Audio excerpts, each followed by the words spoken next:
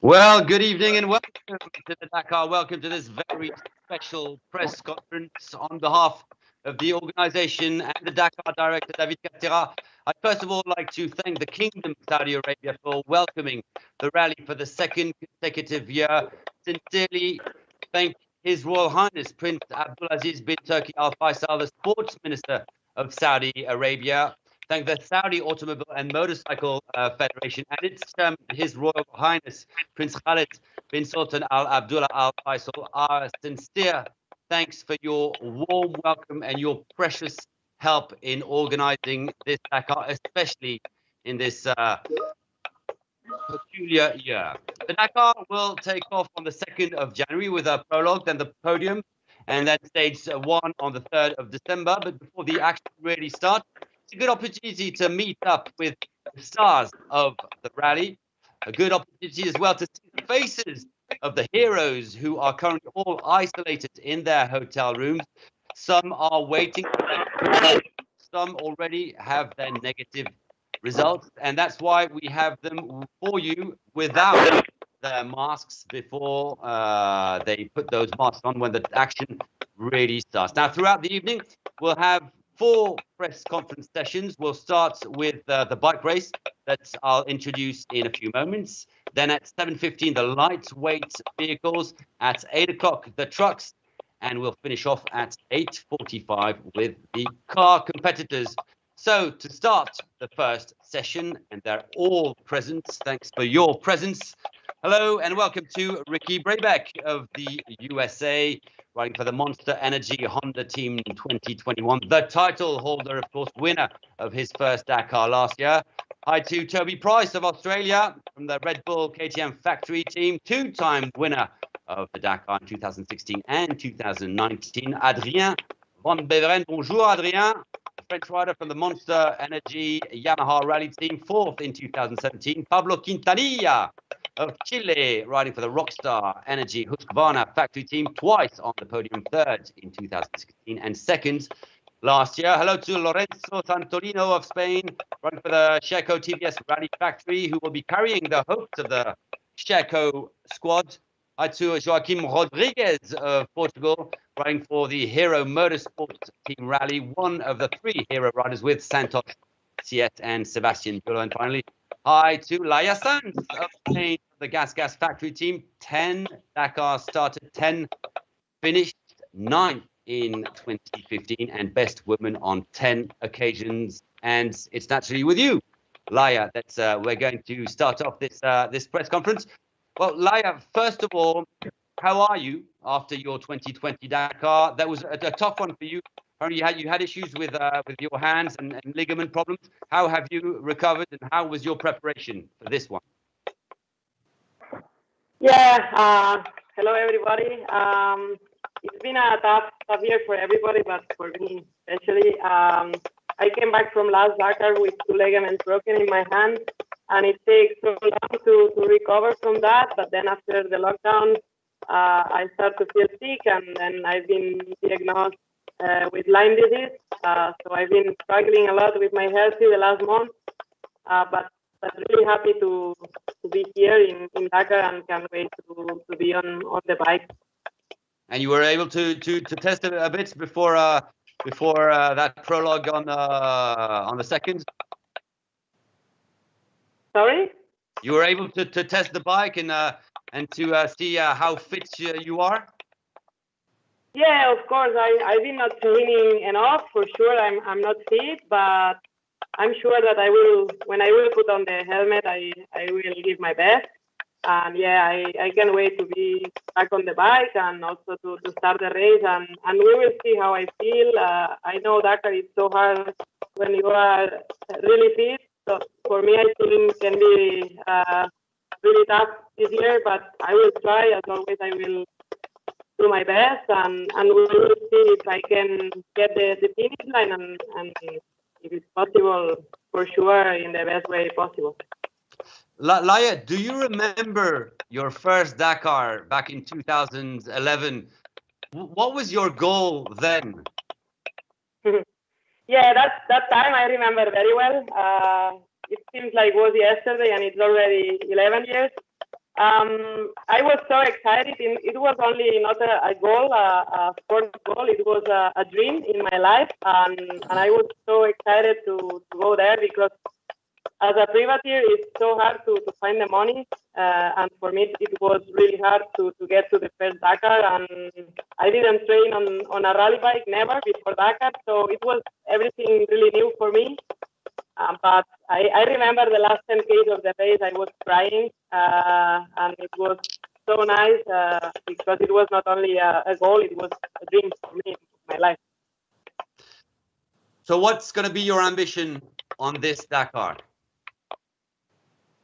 I think it's already a present to be in the start line because some months ago I felt really sick, so I'm improving now, but I'm still with treatment. So we will see. I don't want to push myself. We will see how my body reacts to the sport, and we will see if I can push or not. I just need to try and see. But for this, I don't want to think about the result or about the goal like other years that my goal was always to be in top 15.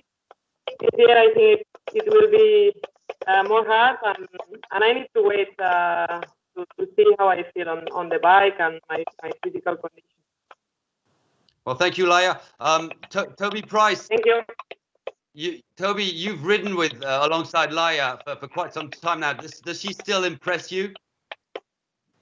Yeah, look, every time Laia's on the motorcycle, I think she impresses the world. So, yeah, what she can do on the bike is amazing. And, yeah, she's had a tough year, but we know how strong she is. We've been around her for so long now, and we know she can be there at the finish line, and she's going to do a great job.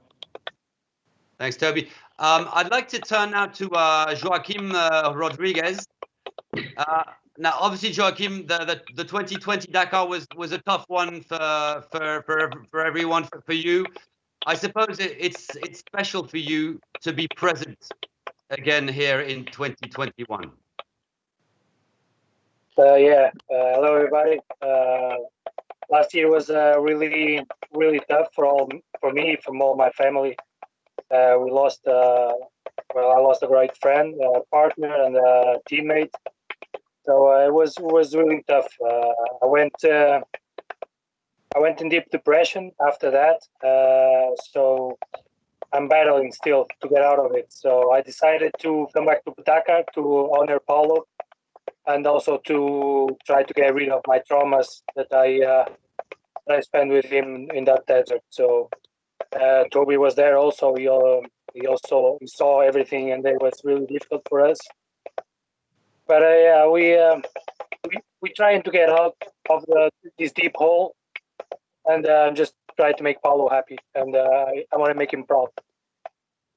Make him proud indeed. I'm sure you'll all share the words of Joaquim. And for you, it's important to be on the bike and to ride the Dakar, Joaquim.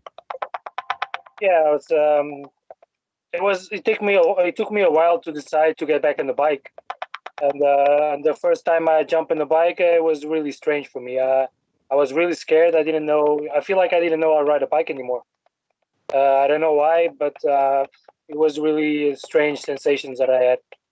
But luckily, the team was stuck behind me, and we started testing the new bike, and that also helped me to start going. Because I started getting my mind into making a bike ready and testing all that. So it kind of helped me forget a little bit what all that happened. But yeah, but now that we back in the Dakar, things start coming back, and when I land here, when I see the stadium again, and last year I was here with Paulo, and the memories start coming back. So it's gonna be a tough one for me, for sure. But I'm gonna do my best to get to the finish line. Well, it's great to see you on the bike, Joaquim Rodriguez. Thank you very much. Yep. Pablo Quintanilla, you had a very nice Dakar last year. It's been I suppose a long year for you, a long preparation, a tricky preparation. How did that go? And how did you make it from South America, from Chile to Saudi Arabia? Yeah, hi everybody. Well, after last Dakar was difficult and strange for everybody, for the riders, the teams. to do the correct preparation. This year, we couldn't race the World Cup, and also to do the normal training was kind of difficult. I had a surgery in the middle of the year to take out the screw of my ankle, so it was tough this year also. But now I feel good. I'm really happy to be here again. Always is a big adventure to race Dakar, and especially this year, already start like an adventure to arrive here. So I'm really happy. I feel good. I feel strong. I feel confidence, and sure, I just want to start the race. You were very close to victory last year and in recent years. What do you think you're missing? Is it also a question of luck? Well, I think as we know, Dakar is a tough race. There is many things that you have to control, but also there's many things that you cannot control. And for so long, it's so many kilometers, so many hours on the bike. It's impossible to don't have problem or do a mistake during all the race. And in the end, the rider who do less mistake is who win the race. And yeah, I'm really close of that since a few years already. But the motivation is the same. I just want to race. I want to win. I want to enjoy the race, and it's a nice race to do it because it tests you in every way, like mentality, physique, navigation on the bike. So yeah, for me, it's a test that I want to do every year, and this year I feel more prepared than last year. So I just want to start the race. Can you talk to us about the terrain, Saudi Arabia? What you saw last year already? Did you like that new terrain for the Dakar? Yeah, honestly, for me, I felt like the terrain is spectacular to race. Yeah, we have a lot of different kind of terrain, and this is special. This is something that we like to ride. Some places is kind of the Atacama Desert, so I feel quite confident, and I really enjoy it. And yeah, but the good thing is that the mix of terrain is really nice between rocks, dunes, rios, and the long stages also are really special. So now for me, it's the perfect match between the terrain and the kilometers and the weather. Well, thank you, Pablo Quintanilla. We're going to turn to Lorenzo Santolino now. Three Sheco official riders on the start line. You, of course, Harit Noah from India, and Rui Gonçalves, a rookie from Portugal. Can you first of all talk to us about this very international team? Hello to everybody. Yeah, we have a small team, but we already meet all together in the Baja Andalucía and Andalucía Rally. And it's a really good atmosphere between each other. We can work together really easy. And like you said, we are only three riders, quite international, but all the brand put a lot of effort in this team. Each single person on the team, they try to do his best. And I think that's why we are improving year by year. Already it's my third year in the rally team. And I can say that they are working good, they are improving every year, so I think we can do good things in the future. But personally, what's your ambition? What are you going for? Well, of course, I would like to finish. It's my third time. I never arrived to the final podium. But I know I already like it. It's not easy to do it. I will try to be focused on every stage. This year is quite particular with the changes that ASO include in the race. The tires, the navigation every morning. We have to start without knowing nothing in the stage. So I will try to be focused on my navigation and to try to do the big mistakes. And if we don't have any other problems, of course it's complicated. I would like to be at the end and hopefully with a good result. Can you talk to us about Rui Gonçalves, he's a great rider. It's his first Dakar. What can we expect from Rui? Well, I was with him. I spent a little bit of time this year with him, and everybody knows him. He's so professional. He spent many time of his career in motocross. He did really good results there, and now I think he have to learn. He have to know how is the rally, but he is really professional. So with a little bit of time, I think he will arrive. He will understand and he will do good results, I think. Well, thank you very much to you, Lorenzo. We're going to turn now to Adrien Van Beveren, particulièrement sage en ce moment. Adrien, you had a first taste of Saudi Arabia a few weeks ago at Baja Hail 1 and 2 that you won. It was important for you to get that extra experience of Saudi Arabian soil. Hey everybody. Yeah, you know, my experience in Saudi Arabia was really small last year. Unfortunately, I crashed on day 3. So was a tough year also. Honestly, for the first time of my life, I was not sure to continue racing motorbikes after this crash. Not only for my collarbone injuries, but more about my my concussion and my head problem, I would say. But yeah, I decided to continue my career. I decided to come back as good as it was possible, you know. For everybody, the year of this year with COVID was really heavy. And when I decide to come back, I say, okay, if I come back, I want to take as much chance as I can to feel good on my bike, to race the next Dakar 21 with the best level possible, to try to, before to think about a result, before to think about a dream, to just try to be the best Adrian as possible, you know, to have my best level. And that's why I came in Saudi last month.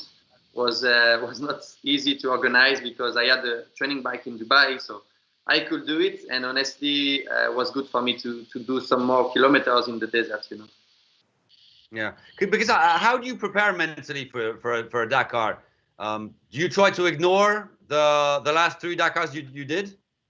No, honestly, it's not possible. Everybody here know that when you have a crash in rally, normally you remember it for life. So I cannot say I try to ignore it. It's not true.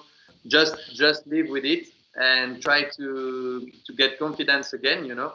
And that's my main challenge today.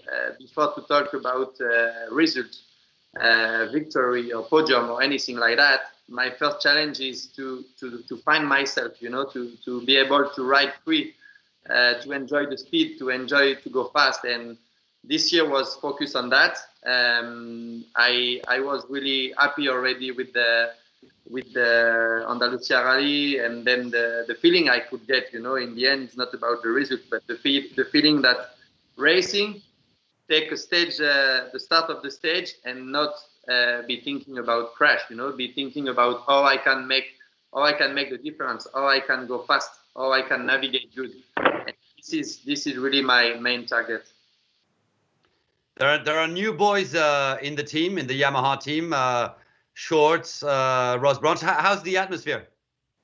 Oh, it's really nice. Honestly, they are really good guys. Andrew, obviously, big champion with the mentality of a champion, you know.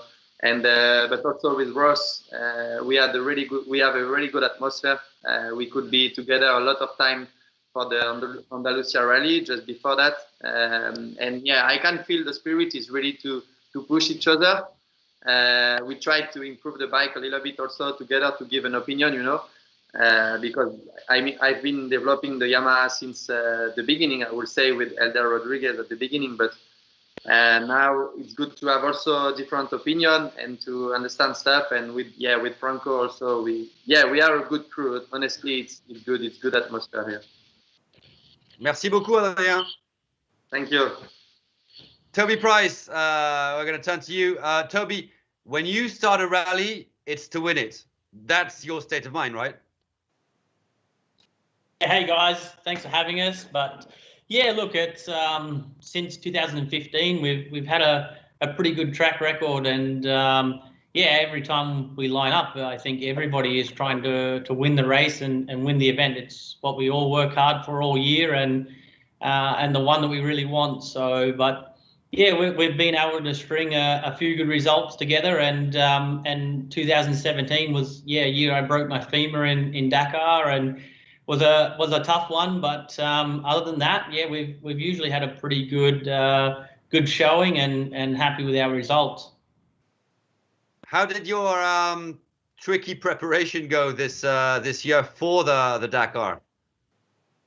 Yeah, look, it's been a lot different than previous years, but it's the same for everybody at the moment. We're all in the same situation, and we've just been trying to jam in as much as we can in the last 4 months. So we spent pretty much 8 months at home in Australia, and it's the longest period I've had at home. But to say that, yeah, we've spent the last 4.5 months away from home, and missed like Christmas with family and friends and everything. But we've been in Dubai and doing a lot of testing there, and everything's gone really well. And we did the Andalusia rally, and yeah, that was our everyone's first kind of race back for the whole year. So KTM's been working hard behind the scenes and just trying to deliver us the best equipment we can get. And now, yeah, we're a few days away from starting the 21 Dakar. So it's exciting. It's been tough to put this whole thing together. And I think once we all take off that first day and get into that race, I think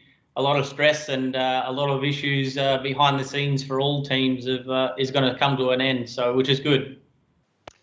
A word on navigation. The road books will this year be given out on the morning of every single stage. How has that changed, or how will that change the race for you? It was already the case last year on some stages. This year it's going to be on every single stage.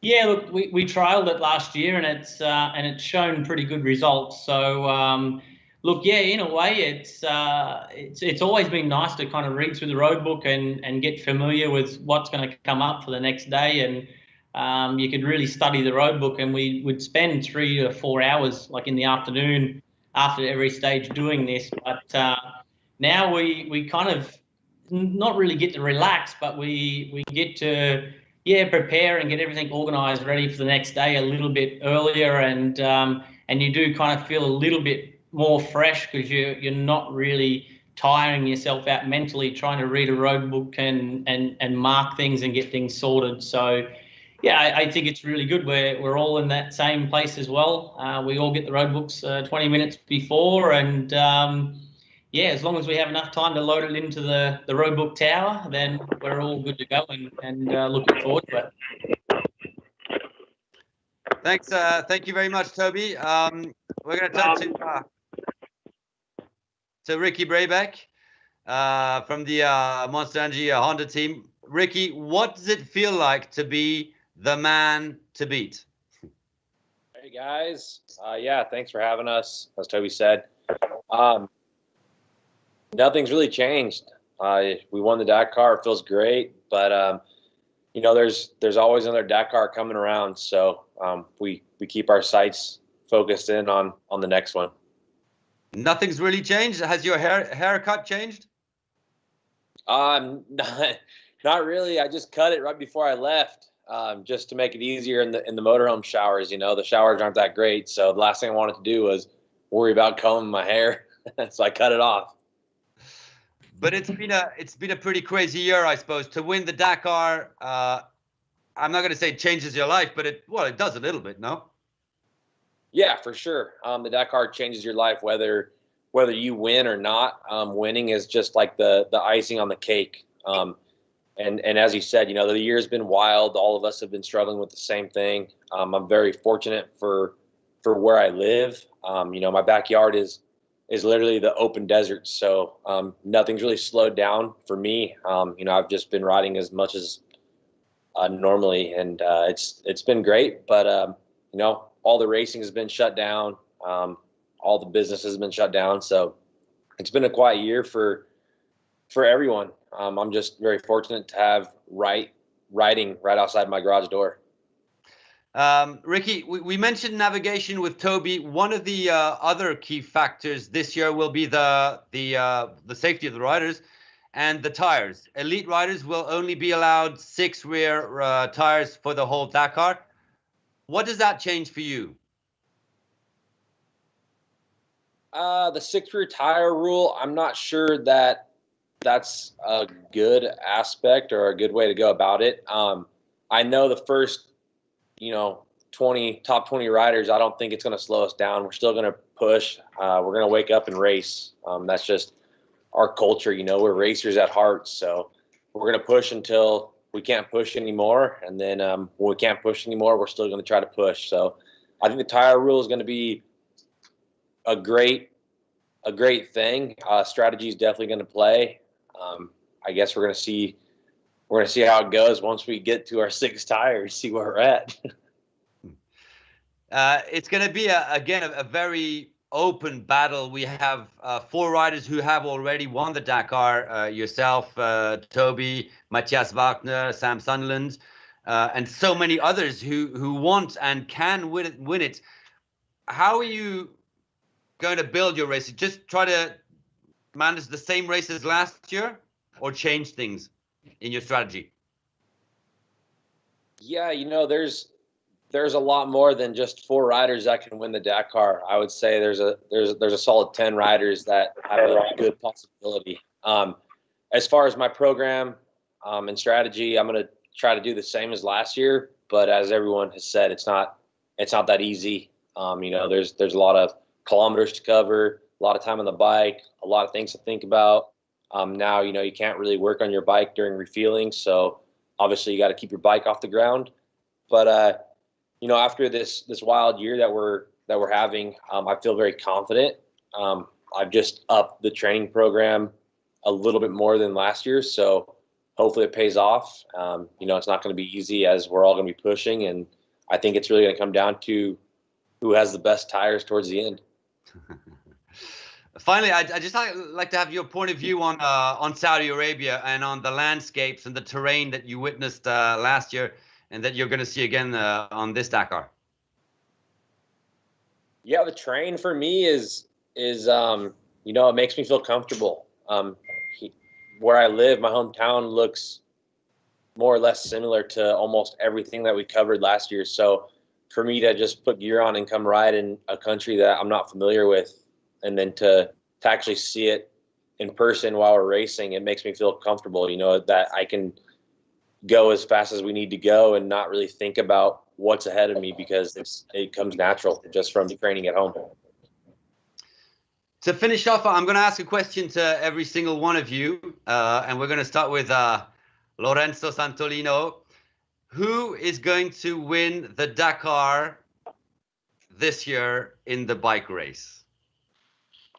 So if I have the results, of course, every manager wants to have me in the team. So I cannot say. Like Toby said, there are many riders he's working to win, and I think it will be an interesting race. So I cannot say only one.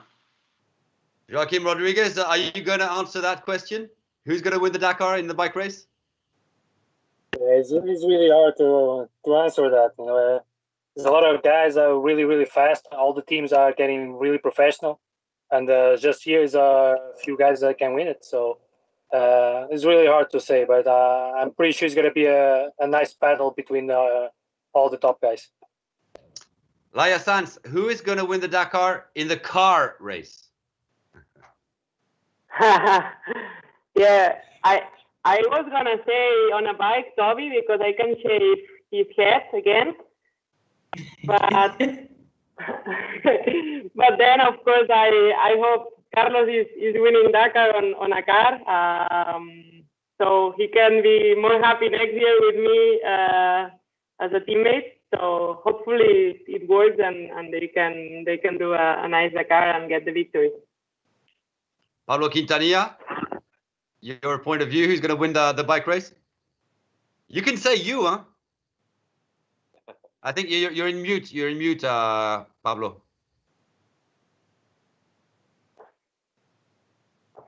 Okay, well, you're still in mute. So we're going to ask that question to Adrien. Adrien van Beveren, who is going to win the truck race? That's a tough question. We honestly, I don't know a lot of them. It's strange, but we share a lot with the car drivers. But I would say the best of them will win the race for sure. Toby, he's going to win who's going to win on two wheels?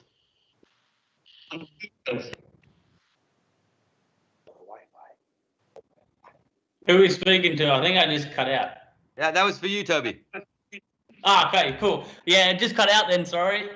What was the question? It was 2 wheels, 4 wheels, trucks? What was it? 2 wheels. 2 wheels. 2 wheels.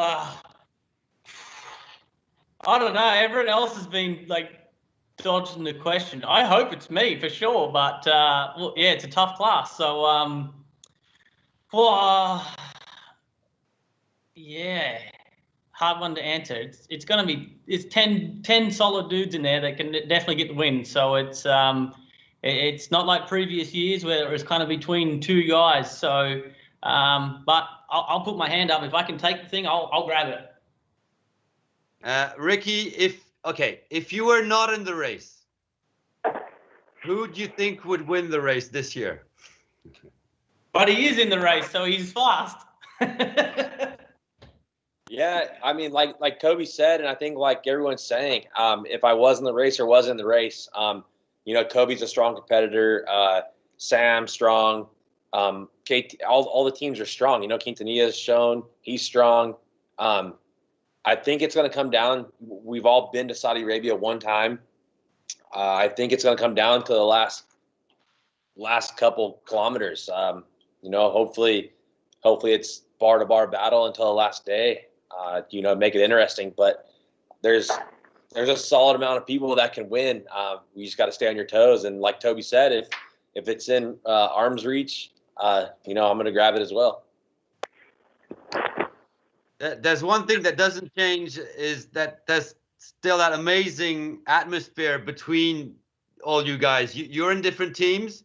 You ride for Honda, Laya rides for Gas, others for Sheco or Hero, and there's that fantastic camaraderie and spirit of the Dakar. That's really special, I suppose. I don't know who wants to answer that, but it's important. You're all buddies and heroes, I suppose. Yeah, look, 100%. We're all buddies and heroes, but yeah, when the helmet goes on, for sure, we're fierce competitors and we all want to win the race. But as soon as the helmet comes off and we come back, we have that time to share those stories and what happened through the day. That you had to dodge a donkey or something out on the track, or a camel, anything like this. So, but yeah, like I say, when you put the helmet on, we want to do the best result we can for ourselves, and yeah, hopefully we can be near the pointy end of the field. So it's good camaraderie, and yeah, it's like our second family, which is cool. Well, thank you very much to all 7 of you. I'd like to thank Lorenzo Santolino of the Sheco TVS team, Toby Price for the KTM Red Bull factory team, Laya Sainz from the Gas team, Joaquim Rodriguez riding for Hero, Pablo Quintanilla from the Rockstar Husqvarna factory team, Adrien van Beveren from the Monster Energy Yamaha factory team, and the title holder, Ricky Brabec from the Monster Energy Honda team. Thank you very much to all 7 of you. Have a great Dakar, and we will see you on the 2nd of January for the prologue and the 3rd of January for stage 1 of the Dakar. Thanks very much for being with us. This press conference will carry on in just a few moments now. We will be talking to all the competitors from the lightweight vehicles class, and that will be at 7:15. Then we'll talk to the guys from the truck race and finally the car race. Thank you very much to all 7 of you, and Have a happy new year and see you on the prologue of the Dakar. Thanks a lot and see you soon. See ya.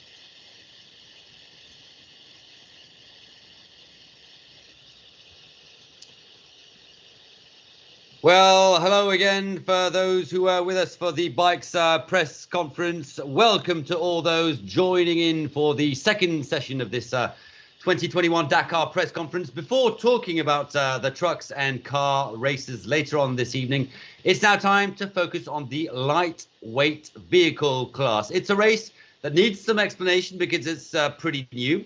It will include the T3 vehicles, which are the lightweight prototype vehicles, and the T4 SSV series vehicles. It's a real pleasure of welcoming all these champions and talents. Some are even very young, and a real pleasure to see them without their masks. They are indeed all isolated in their hotel rooms before the rally really starts on the 2nd and 3rd of January. Let me start by introducing the T3 drivers driving for the Red Bull Off-Road Team USA. A young man who was here last year but couldn't compete because he was still 17, Seth Quintero of the Red Bull Off-Road Team USA. Hello and welcome, Seth. Thank you. Thanks for having me. A pleasure. Bonjour. Hello. Bienvenidos a Cristina Gutierrez from Spain, also driving for the Red Bull Off-Road Team USA. It's not her first Dakar. She was present these last 5 years in Saudi Arabia and South America, but this time it's Sylvie in an OT3 vehicle. Hello, Cristina. We also welcome Matthias Ekström from Sweden and part of the Hello. Matthias Ekström, a prestigious rookie indeed on this Dakar, two-time DTM champion, Rallycross world champion in 2016, and now on the Dakar. Welcome to Chris Meek from Great Britain. He'll be driving for P8 Sport.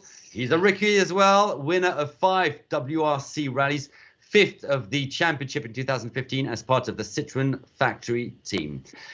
In the T4 class, Francisco Lopez, Chaleco Lopez of Chile, driving for South Race and Can-Am, a former biker who finished twice on the Dakar podium, now in an SSV. He actually won the race back in 2019 for the last edition in South America.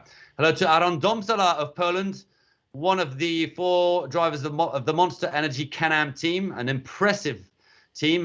He was a winner of his first stage last year, winner as well of the Andalusia rally a few months ago. Hi to Gerard Fares, the Spaniards from the Monster Energy Can-Am team, another former biker on the podium of the Dakar in 2017, 2nd in SSV in 2019. And finally, hello and welcome to Kristen Matlock of the USA. She'll be driving for the Polaris RZR factory racing team, a newcomer on the Dakar, the Iron Woman of Baja 1500, part of the Polaris project. And Kristen Matlock, we're naturally going to start with you. Welcome to Saudi Arabia. What does it represent for you to be present on the Dakar? Oh, I'm just honored to be here. It took a lot to get here. I don't know if you heard the whole story, but it took us 51 hours. We had some layovers on our planes in order to be here, so we were a day behind. But that's not slowing us down. We've got our team out there prepping our cars as we speak right now. We're very, very excited to just get out there and get behind the wheel and start the rally. But the Dakar is an event. It's a rally that you've always dreamt of doing. Yes, I think I spoke with you earlier, and I had mentioned that there's a bucket list, for every off-road racer out there, and the Dakar rally has always been at the very top of my bucket list. And to be here is just making my dreams come true. Now, you've won the Baja on a quad, actually, in a UTV. How different is this? How different? I mean, obviously, you've never competed on the Dakar, but how different do you expect this Dakar to be for you? Yeah, like last year, I won the Baja 1000, and I Iron Woman did or drove the whole distance myself. But when you start a Baja 1000, you start the race and, roughly 28 hours later or 20 some odd hours later, you're done. But this rally race goes over, 12 days of racing, almost 5,000 miles for us. And that's going to be a big endeavor, I'm sure. There's going to be a lot of obstacles to overcome, but I've prepared my physical body, and hopefully the cars will do just as well, and we'll see how it finished in the end. Because what are you expecting from this first experience? I mean, do you have a goal, or are you on a long-term project with Polaris RZR? We are hoping to be on a long-term project. We're going to see how this year pans out. I just really want to finish this year. I think being the first year, that's a good goal to set, is just to finish the race. And if anything else happens better than that, then that's just an added bonus. You want to finish, but you also want to beat your husband, who'll be driving another Polaris. Yeah, I mean, we're always ultimately competing against one another, but this time we're actually in the same class, which is unusual for us. So it's a little bit different. I'm excited. Hopefully we'll be able to just help each other along and then see who ends up on top of, finishing first in the end, ahead of one another at least. And meanwhile, the kids are watching on TV back home in California. Yes, my parents are watching our kids, taking good care of our kids while we're gone. We have a 9-year-old and 11-year-old little boys, and they're excited to see their mommy and daddy racing the Dakar Rally. Fantastic. Thank you very much to Kristen Matlock from the United States. And we're now going to turn to another rookie, but an experienced motorsports specialist, Chris Meek. Welcome to the Dakar. Well, first of all, what's it like switching from WRC cars to a Zephyr prototype? Yeah, it's a good question. A lot of people ask me the same thing, but for sure, WRC is about ultimate speed, breakneck speed. You're putting your complete trust in every pace note. You've analyzed the road and onboard videos before, and yeah, nowadays WRC is a complete sprint. So in that respect, this is a complete opposite. The navigation is so important as regards finding your way. So the co-driver plays an important role in that respect. But I think in this sport, you have to use your eyes a lot more to read the terrain. And that's where experience comes in. The guys who have done it 5, 6, 10, 15 years, they're the guys that can see the obstacles coming. So for me, that's a huge challenge. And I arrive very humble because as much as I'm maybe known for my speed in a rally car, this is a completely different ballgame. And yeah, for me, like Kirsten said, when you come here as a rookie, I think your sole goal is to try to make the finish in one piece and gain the experience for the future. But were you inspired by other former WRC drivers? I mean, Carlos Sainz, of course, Ari Vatanen, Sébastien Loeb? Yeah, I've always been fascinated by the Dakar. I think many people followed it in January when all other sports were quiet. And I remember the days of Ari Vatanen in these hybrid Citroens and Peugeots back in the early 90s, mid 90s. And yeah, I've always followed it. Colin McRae, my mentor, obviously took part in the Nissan. And then obviously Carlos moved with Volkswagen and has become one of the legends of Dakar. I think it's now his 14th year at the Dakar. And more recently, Sébastien Loeb. So yeah, a lot of rally drivers make the transition. And for sure, from a young kid, I always followed my footsteps in WRC and rallying, but Dakar was always in the back of my mind, and I'm really happy to be here and take the experience. Can you talk to us about the prototype you'll be driving, the Zephyr prepared by PH Sports? What's it like? Yeah, I was lucky enough to test the vehicle back in February before lockdown came in Europe. I was in Dubai for a few days then, and that really whet my appetite to be unleashed into a full set of dunes with a vehicle for me was a fascinating experience. And I'd done a few more days during the summer in some rough gravel terrain in the south of France. And then I was in Dubai about a month ago. So yeah, all in all, I've probably done about 7 or 8 days in the vehicle. It's impossible for me to compare, as it's the first ever lightweight SSV I've driven in this category. So, but the team I'm with, I'm very comfortable. PH Sport have a big history in the World Rally Championship. They actually prepared my Citroen rally car when probably had my most successful season in 2016. So I have some very, very fond memories working with these guys. They're like a family team, and I think that'll add to my experience to be with a familiar team. I know they've designed a very good car, and let's see. Let's hope we can enjoy a good Dakar. Yeah, because I mean, you're a competitive driver. I suppose you're here for a result. I think that, like I said earlier, the big result for me will be get to the finish here. You're never prepared, I think, for any Dakar. I don't think you're prepared for your first one, that's for sure. And especially the way this year's panned out, it was in our plans to look at doing Abu Dhabi Desert Challenge, some of the Baja events in Dubai, but finally they were cancelled due to COVID. And thanks to the organisers, the ASO and Saudi Arabia, the Dakar is still happening. But yeah, there's not many people arrive to the Dakar as their first ever experience in the cross-country world. So it's certainly a huge challenge, and yeah, happy to be on the start line. Well, thank you very much to Chris Meek.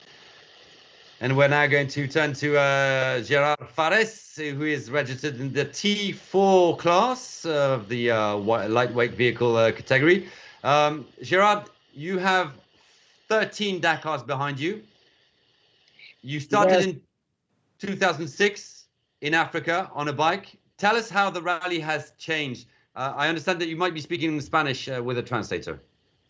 Yes, my first Dakar was in Africa in 2006. There was a lot of piste navigation with many dunes.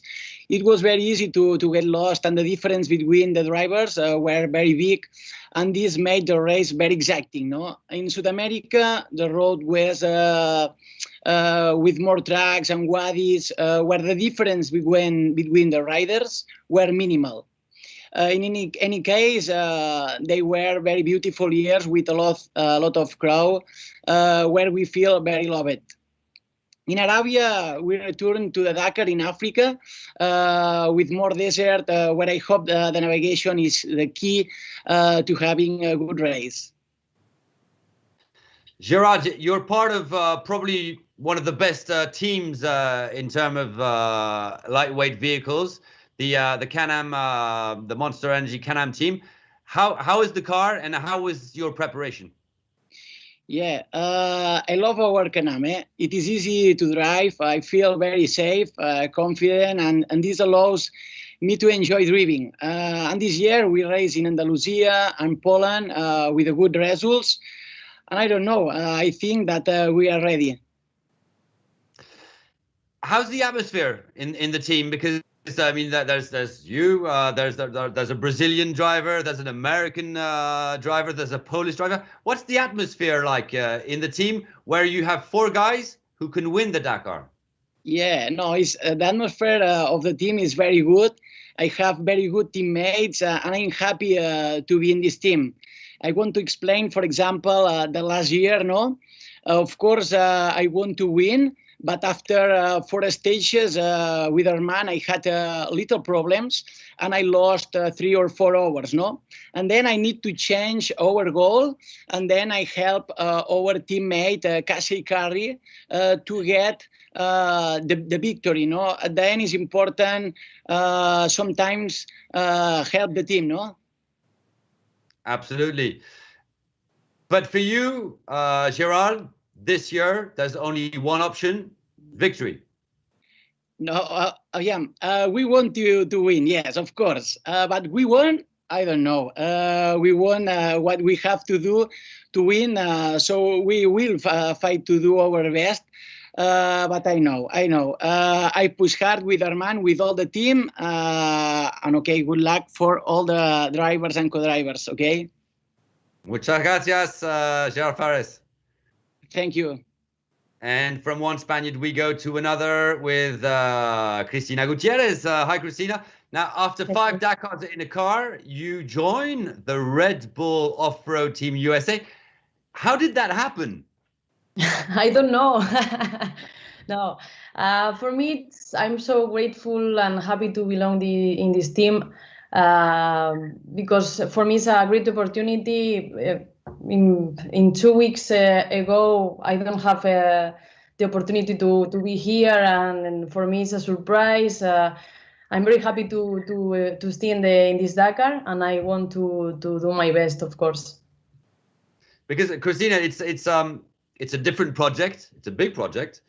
It's a different style of driving, and does it mean you have more ambitions? Yeah, it is completely different than other years. I drove 4x4 the last 4 Dakars, and for me this is new, totally new. But I'm very grateful for being here, and I try to do my best, and of course I try to win and be competitive with Francois. He's my co-driver. You were able to test the car enough, and how was it? Yeah, very good. I have the opportunity to stay in Dubai for 1 week, test the car, and everything is good. The team is very familiar with me. I'm so happy to stay with all of them, and I want to do more races as much as possible. And how are the young Americans, Mitch and Seth? Have they been welcoming? Have they been nice to you? I hope. I feel very older between them, but I feel good. This is a good team, and I'm very, very happy to be with all of them. Well, we wish you a great race in the lightweight vehicle category. Thank you very much, Cristina. Thank you. And now back to the T4 class with Aaron Domzala, also a member of the Monster Energy Can-Am team. You two join a factory team with Can-Am, and you seem actually to be one of the favorites. Is that what you believe? Dakar is a really hard race. You cannot predict anything. As you can see, there are many talented drivers here in our category.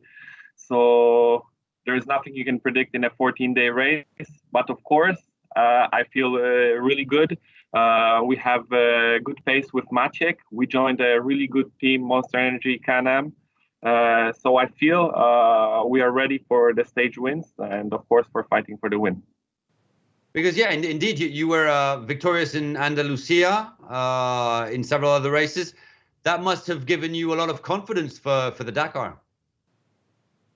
Yes, but here in Dakar, we have almost 60 competitors racing. So the competition is as strong as nowhere. So you have to be easy with your expectations.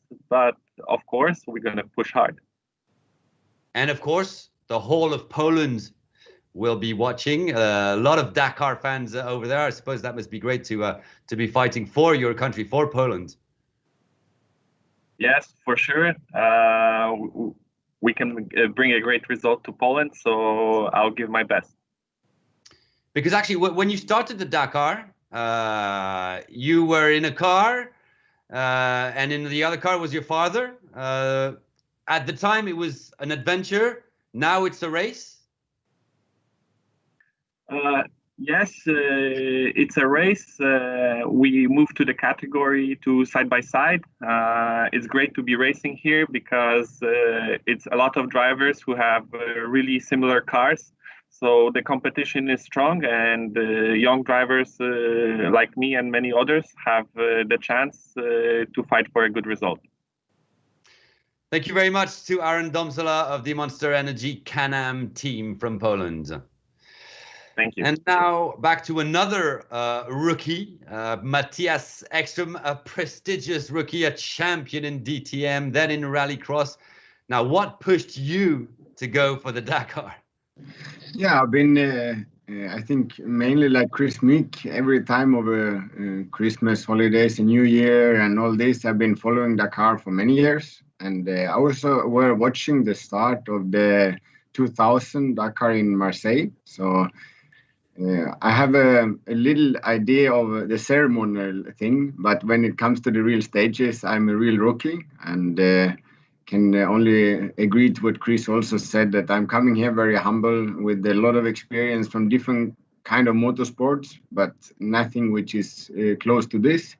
And I believe that rallycross and circuit racing, or everything I've done compared to this, is a very, very different thing. So I'm going to here and try to have as much fun as I can, learn as much as I can, and my biggest goal is to come to the finish and get all the kilometers and the experience, and try and just to see the finish ramp. Yeah, because everyone says you adapt very rapidly to new disciplines. I mean, from DTM to rallycross, now the Dakar.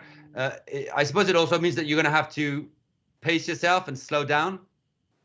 I mean, what means slow down? I will drive as fast as I think makes sense. But I already got a first taste of it in Heil when I did the second rally there. So I know you have to be awake, and it's long days, and it's the road can be very rough, can be very nice, can be smooth, and it's very easy to get caught by the flow you're in, and suddenly comes an obstacle, or the road is changing, or the dunes, and you're off piste. So I think this sport deserves a lot of respect, because it's so difficult to do many days and to drive on a high speed. And I think you need to take some margin if you want to finish. But it also becomes like any other motorsport. It becomes more and more of a sprint race where everybody goes flat out and try and go as fast as they can. And then once people drop off, make mistakes, there will be a winner standing there. But this time is definitely not my goal. I'm going here maybe a bit too slow, but I really want to finish and to get all the kilometers and the full experience. And that's my main priority.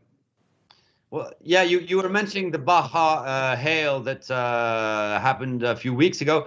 Tell us a bit more about that Yamaha you'll be driving, prepared by the X-Raid team. Yeah, I mean, I know Sven at X-Raid since a while, and when he was in WRC and I were also there just trying it out, then I had some discussions with Sven, because I also think it's very interesting. And when he proposed me to come and drive and get my rookie experience of the Dakar, if I wanted to do it in a side-by-side and in a Yamaha. And I think it was a no-brainer for me. Whatever car, whatever vehicle you have, it's a good base. And the Yamaha, we already seen on testing, yeah, we don't have a turbo as others have, but when it comes to the experience behind the steering wheel, it handles really well, and it's enjoyable to drive. And it's also very, very fresh, developed from X-Raid and Yamaha together. So for sure we will all learn together, but I think that's also a bit of the mindset. It's a car that will develop throughout the Dakar. We will learn along the road, and I will give my feedback and have fun and see if we can fine-tune the car so that we will have something even better towards the end of Dakar.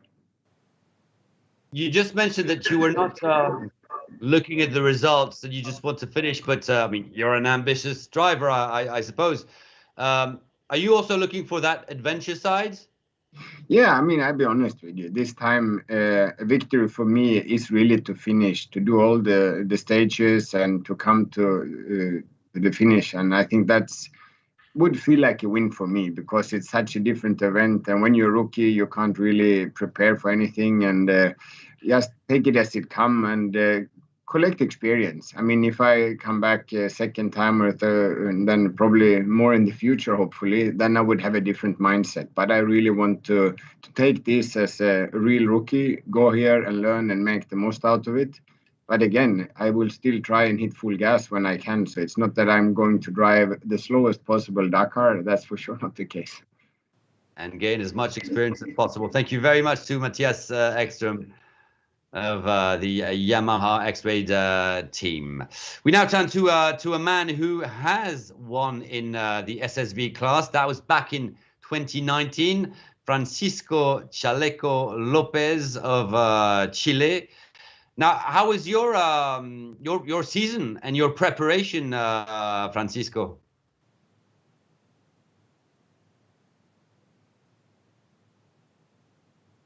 I believe Francisco didn't put his mic on. If you could put switch your microphone on. Gracias. Okay. Was very happy for the next edition. I was difficult years for the not too much training from the my driver in South America. I think the more important we have every day enjoying and winning. Yes, of course, yes. I looking for the track or the next edition. I think it's more technical. The last year, the navigation is more difficult, and I looking for the new team is very hard. Every riders, every team. I think the side by side, this category every day, every year is more hard. I think woodworking every team is very interesting. Chaleco, you started on the Dakar in Africa on a bike, then 7 times in South America. Tell us what it's like driving in Saudi Arabia, this third country or this third continent for the Dakar, the third chapter actually. Yes, it's very different. It's the same school for the Gerard. It's my friend on the same navigation in my first Rally Dakar in Africa, and 7 change for my country in South America, 2 podium in motorcycles, and my first Rally Dakar in side by side and in Peru. I win for this category. Now it's very different. Arabia Saudita, the last year is for me too much strong, very technique. It's difficult. It's difficult. Sure. Now I think good strategy for every day for the to make the category. I think is the best strategy. Every day I need to the final. Of course, and navigation will be very important this year. You'll be given the road book only in the morning. That's an advantage for you, the former biker, with your co-driver? Yes, my co-driver, too much experience, Juan Pablo Latrach. The last year in Chile, I training for the road book on the dunes. Is with preparation for the new edition. I think no, it's only very fast every day. So, we need no broken the parts of the Can-Am, my boogie, and the navigation is very important. Every day, complete, no penalty. Well, thank you very much to Chaleco Lopez. Muchas gracias, and have a great race. And finally, we're going to turn to one of the youngest men of the rally, Seth Quintero. Hi, Seth. Hi. First of all, you must be tired about everyone talking to you about the fact you're only 18, no? That's definitely a main point of interest, seems like, with me. Everyone's pretty kind of curious to see how an 18-year-old is going to do in one of the longest races in the world, and I am too myself, but I think with the preparation that we've been doing and being with the Red Bull Off-Road Junior team, we got a good shot at doing well.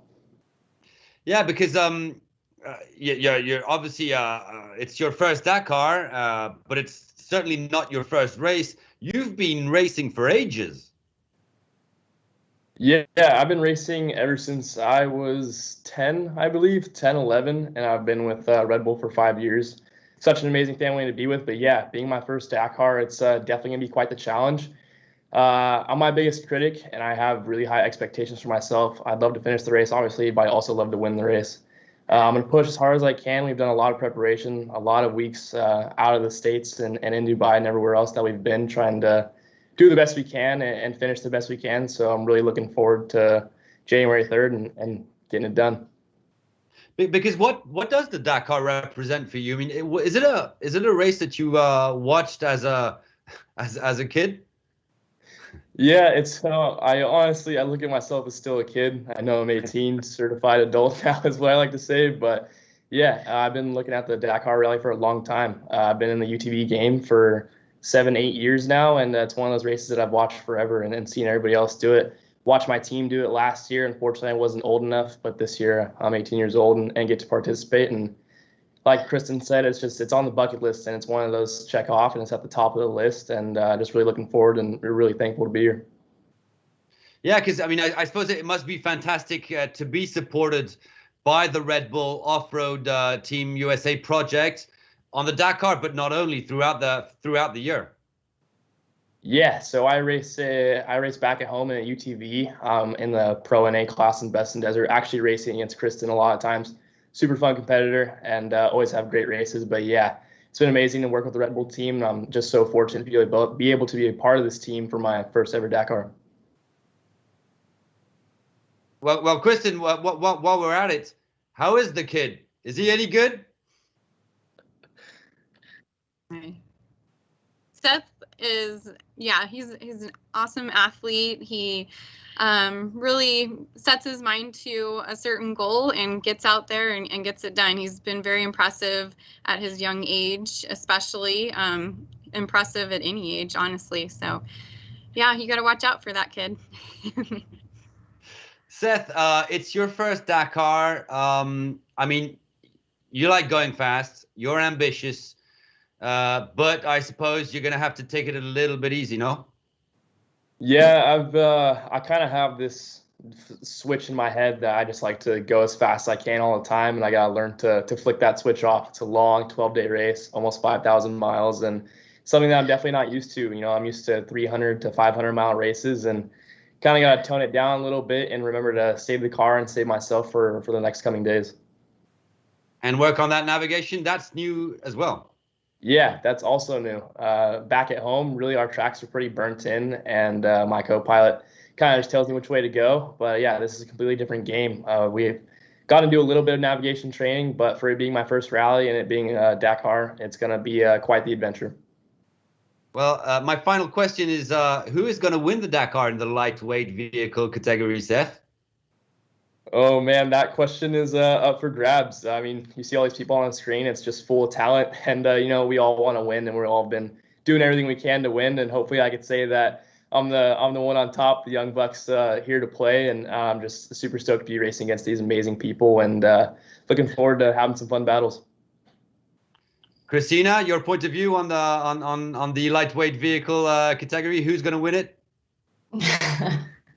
I hope one of the Red Bull Junior team, but I don't know. Everyone is very incredible drivers, and all of them we can win.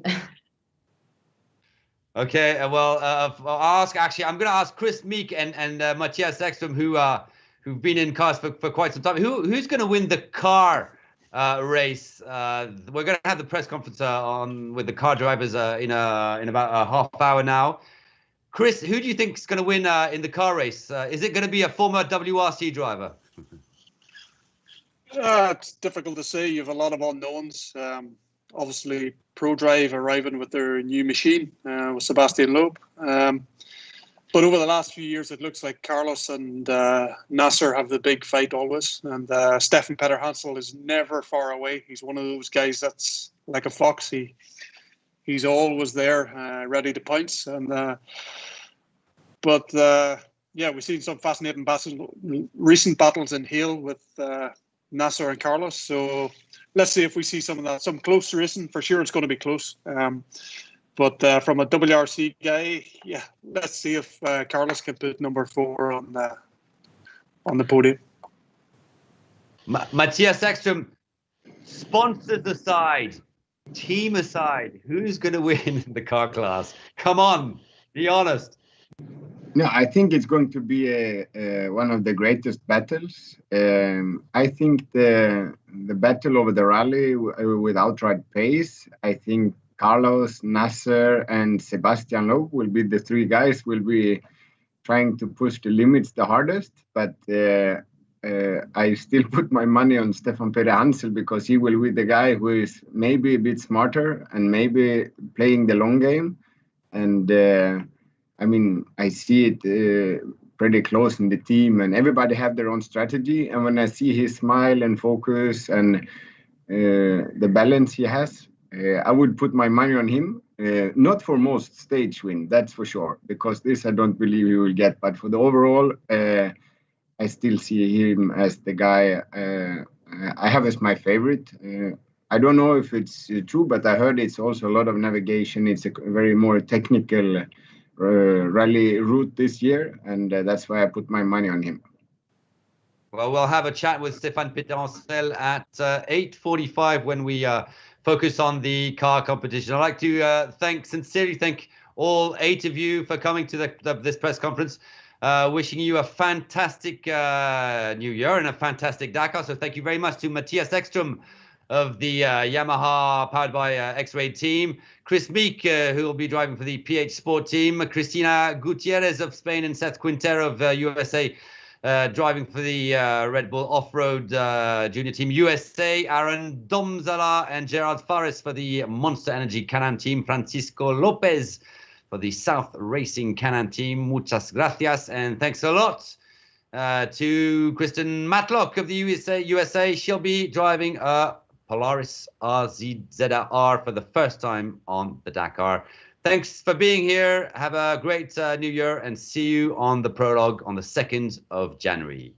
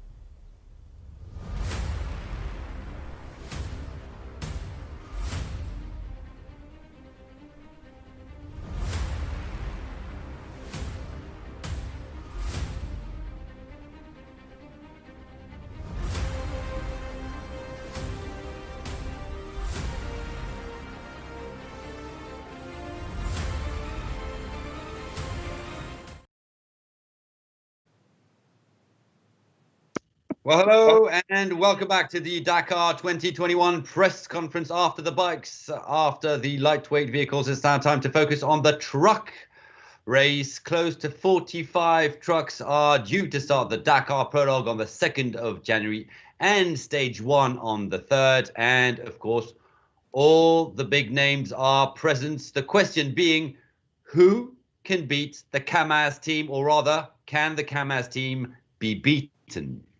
With us for the next half an hour, it's a pleasure to welcome Andrey Karginov, the Russian driver from the Kamaz master team, the title holder, winner of the event in 2014 and again last year in Saudi Arabia for the first time. Hello to Martin Maciek of the Czech Republic. He is the driver of the Big Shock Racing team, the promising Czech driver who managed his best performance last year by finishing 5th like in 2018. Ignacio Casale of Chile, he'll be driving for Tatra Bugira Racing. Not many know that Casale started his Dakar career in a truck back in 2010. He then switched to bikes and quads, claiming the title in 2014, 2018, and last year for the first visit to Saudi Arabia. He'll now be driving at Tatra Bugira. Hi to Ales Lopres of the Czech Republic, driving for the Insta4X Lopres Praha team, back on the Dakar for the 15th time. He finished 3rd in 2007, 7th last year. And finally, hi to Gert Hussing, the Dutch driver, driving for the Rewald Dakar team, who competed on the Dakar in cars and now trucks. And this year, again, he will be behind the steering wheel of a hybrid Renault truck. And we're actually going to start with Gert Hussing. It was your first time last year in that hybrid truck. How did that experience go? Yeah, that's right. Last year was the first time hybrid. Not easy. It's a new project. Together with Mario Kres from MKR, we decided to go with an alternative power, and that in the front that it's not easy to start that project. But the first time last year it was difficult, but it looks good, and I think this year we made it better. We changed a lot, and I think it's a very, very big but very important project, the hybrid project, to move on. And when you start such a project, then you know it's not 1 or 2 years. It takes more years to complete it. Yeah, tell us the specifics of that eco-friendly truck. It's hybrids. We saw it last year. What are the changes that you did for 2021? Well, it's last year. It was the first year. We couldn't test too much last year because we couldn't do the events we wanted because it was not ready in time. The big changes we did this time, it's that everything should be stronger because the electrical power is strong. It's very direct. So we had to change something to keep it on the right way, that it doesn't broke. And it works like we have a diesel engine and an electrical motor, and when the electrical motor comes up, when he gives power, the diesel engine can do less, and at the end we have the same power, only with less diesel power and less fuel. So this truck, you drove it last year. What can be your ambitions for this 2021 Dakar? Is it to get a result or to continue to develop this system? First of all, continue the system. It should be better. For sure, it's better than last year, but for sure, it's not the end. It can be better, and we are working now already for next Dakar in 2022. The ambition is the same like last year. We want to finish in the top 5. First, last year we lose the first day a lot of time. Then you are out of the classement. But I think our car is better, and we proved last year already that we can take the speed from the Kamaz. We did a lot of days together, drove up with the Kamaz. So the speed is okay. When we are trying to make it more stable, it's possible to make a nice fights with the Kamaz, and that's our goal. We want to go in the top 5. And every year we know Kamaz and other teams are very, very strong. But I think our car and our team, with our experience, it's possible to give them concurrent.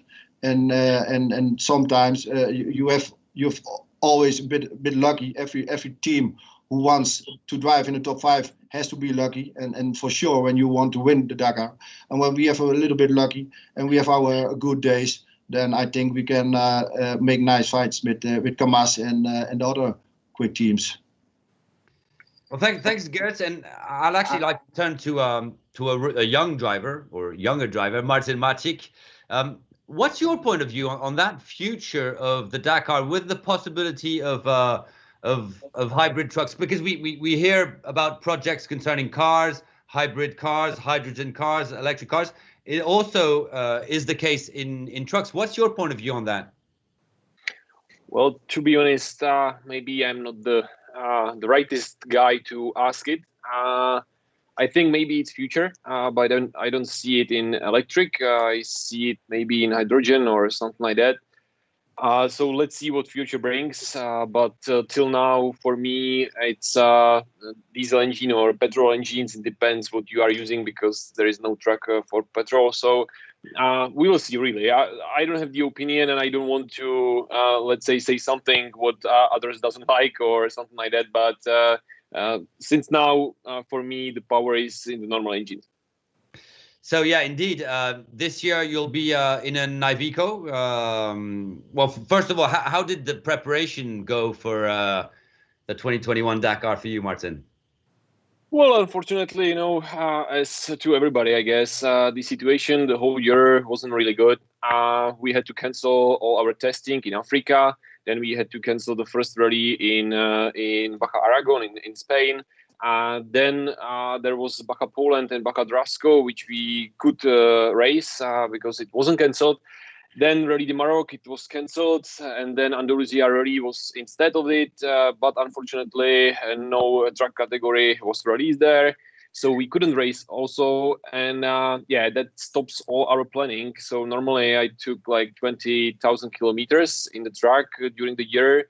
And now it was only a few thousand, and which is not good if we want to fight with Kamaz. So we will try our best, of course, because now it will be my 9th Dakar. So I guess there are some experience. But this season wasn't really good in this point of view. But from the other point of view, the track was, let's say, there was few changes made. And not really the biggest one, only the gearbox. We changed from manual to automatic gearbox, which is actually the biggest change. And then there are only few, let's say, edits on the track, few changes to make it more reliable, to have a lower number of problems, let's say, and to sustain the whole Dakar because it's still 7,500 kilometers. Yeah, because Martin, there's that question that everyone has in mind. Can someone beat Kamaz this year? And Andrey Karginov is listening. I hope he doesn't understand English, but well, it's possible. Of course, always it's possible because nobody knows what next Dakar brings, and every year it's a new chapter, and I guess this one will be the same. So everybody knows that everybody will have some problems, and Dakar is with solving problems, and not like to be happy and to just race all day long without any. So we will see, but it will be tough, and not only about Kamazes, because there is only like Kamaz and we have to beat Kamaz. Everybody needs to beat Kamaz. Of course, they are great, they are awesome, and so on. But we are all here to fight to be the best. And if there will be someone else and not Kamaz, we want to beat them. So let's see what Dakar 2021 brings. Because yeah, indeed, there is Kamaz, there is Maz as well, and the guys who are sitting in around you, Martin. What would be a good result for you? I mean, your best result on the Dakar was 5th. Are you aiming at the podium or better? Well, till now, 2 5th places. My father was 4th during Dakar 2010. So, of course, I want to be better than him. So that means podium, because I'm listening to that the whole year, every year. And now it takes our team like 19 years, and I'm listening it for 10 years now. So, yeah, I want to aim as high as possible. But as Gert said, to be in top 5, you need quite a good amount of luck. And then, of course, you need to get ahead to have that luck, to have the best vehicle, to have the best team and the best crew. And I can say that we have everything like that, but about the luck, we will see. Thank you very much to Martin Maciek. We're going to turn to former winner of the Dakar, but it wasn't in the truck, Ignacio Casale. Welcome to the truck race, or rather, welcome back. Ignacio, what pushed you to return to the big machines after all your victories on a quad? Well, hello everyone. I will answer you in Spanish for all my Latin American fans. Of course. ¿Qué me empujó a volver a los camiones? La verdad que mi primer Dakar fue en camiones junto a mi padre. Fue el Dakar más duro de mi vida. Tengo muy buenos recuerdos de esa edición. Y bueno, ¿por qué decidí dejar los quads? Porque creo que conseguí todos mis objetivos, gané el Dakar 3 veces y superó totalmente mis sueños. Por lo tanto, creo que tenía que cerrar esa etapa, y desde hace ya algún tiempo, desde hace ya algunos años, anda buscando un cambio para pasarme a la categoría camiones o a la de autos. Y me llegó la invitación del team manager del equipo Bakira, Martín Kolok, quien me invitó a participar en este equipo. Y mi respuesta fue automáticamente que sí. And thankfully we have fantastic Laura who's going to translate.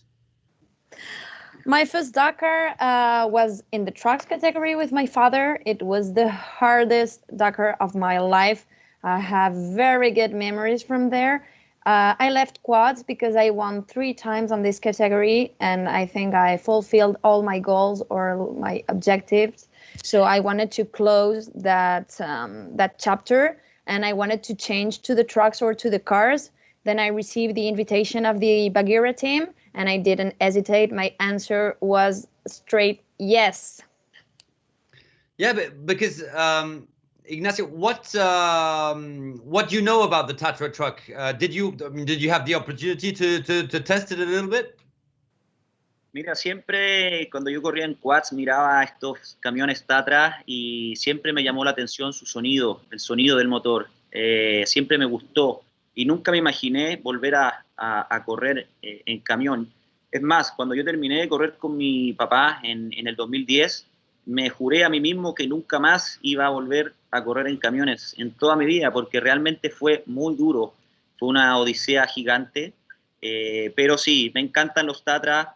Yo soy un rookie en esta categoría, soy un amateur que tengo que ir aprendiendo a medida que pasen los años, pero en el corto plazo me gustaría ser un piloto competitivo, porque yo soy un piloto competitivo, me gusta estar siempre adelante, pero tengo claro que este año no voy a poder hacerlo.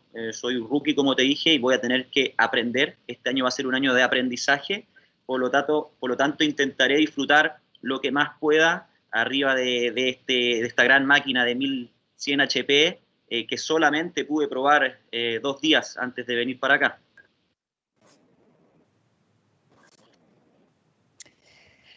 When I was running in the quads category, I always looked to the truck category, and I loved it. I love the sound of these machines. And when I ended that Dakar with my father in a truck, I swore to myself that I wouldn't come back to this category because it was so hard. I suffered a lot that year. I love the category though, but I'm still a rookie this year, so I have a lot to learn. but I'm a very competitive person. So even if this year is based on learning, I'm going to try to enjoy and to experience myself and enjoy the category, even if I only had 2 days to test the machine, but luckily it will be okay. And of course, Ignacio, give some joy to your country, to Chile, where the Dakar was not a long time ago. Sorry? You want to also give some joy to your country, to your supporters in Chile. Ah, sí, sí, la verdad que bueno, los 10 o los 11 años que el Dakar pasó por Sudamérica, para mí fue algo inolvidable. Ojalá algún día vuelva a Sudamérica el Dakar, pero lo veo muy difícil. Y me gustaría algún día ver en Arabia Saudita las dunas que teníamos en Chile, que son realmente gigantes. Tenemos las dunas más grandes del mundo.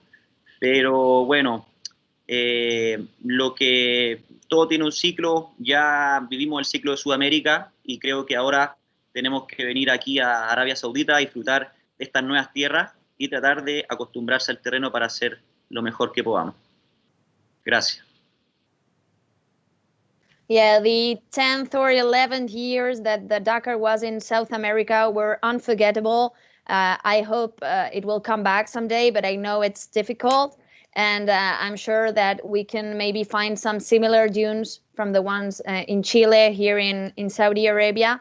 I think South American chapter is the end now, for now, but hopefully we can come back, and if we don't, at least enjoy what beautiful landscape we are seeing here in Saudi Arabia. And beautiful landscapes there are indeed for the years to come, starting with 2021. Ignacio, I suppose you still watch the quad race, and you're going to watch the quad race in 2021. Who is your favorite? Sí, la verdad que siempre voy a estar mirando la categoría quads. Yo tengo mi favorito para este año, que es bueno, Nicolás Cavigliaso, que cuando competía conmigo siempre íbamos ahí luchando todos los días. Es un gran piloto, creo que lo puede hacer muy bien este año. Y también le tengo mucha fe al chileno que corre en esta categoría, Giovanni Enrico. Espero que pueda hacer una muy buena carrera. Y les deseo a todos que puedan tener una buena carrera y que lo principal es terminar la carrera, que no se vuelvan locos, para que puedan terminar la carrera más difícil del mundo, que es el objetivo número 1, y segundo, que vayan a buscar los objetivos que tienen en mente. Of course, I will be looking forward to this quads category. I will be following it during the whole race. My favorite is probably Nico Cavigliaso, because we were battling when I was competing in the quads category. So of course I will follow him. I also believe a lot in a Chilean pilot called Giovanni Enrico, and I wish them both good luck and stay calm, keep focused on their goals, and I'm sure everything will be okay for them. Well, thank you very much to Ignacio Casale of Chile, and thanks a lot to Laura Cueto for your impeccable translation. Thank you very much to you. We're now going to turn to Alice Loprais. Well, first of all, I suppose you must already be happy to be in Saudi Arabia to compete in the Dakar, because it's been a tough year for everyone. First of all, hello to everybody. Hola todos, and speciálny pozdrav do Českej republiky. Ahoj. So yeah, it was tough for everybody, but you know, the final decision for us will be tomorrow morning, as we are still waiting for the PCR test. So that's today I said that the success will be the start, not the finish, but the start even by itself, because of the situation as it is. But it's same for everybody. It's a new Dakar. We are doing our best. You know, during the year we try to focus in the garage of all the minor issues which were where we were losing last year edition. but we hope we found all the minor issues to release them somewhere, throw them in the back, and to focus for the next year as a slightly modified track with not special changes, but we hope so reliable. Yeah, because what's going to be your objective? I mean, to get back on that podium where you were a few years back? You know, it's always when you one time step on the podium, it's a part of our family history. We all are hunting Kamaz. I fully admire a Kamaz team. Andrey is one of the best, my friend over the racing field. So without Kamaz, it wouldn't be the real race. Of course, is the target, but of course we want to be somewhere between them and to race them a friendly way. And of course, we want to be in the top. That's why we are racing, and I fully believe we belong there. It depends of many issues during the Dakar, technical things, navigation. Any mechanic can decide that race. So it's not just about the crew, it's about the whole team. Anything can decide, but we are ready for the Dakar as it is, as it should be. Because Alice, it's going to be a more technical race, tougher navigation with the digital roadbook given only every morning. What do you think of all these changes? The fact it's going to be maybe tougher, more technical, trickier in navigation?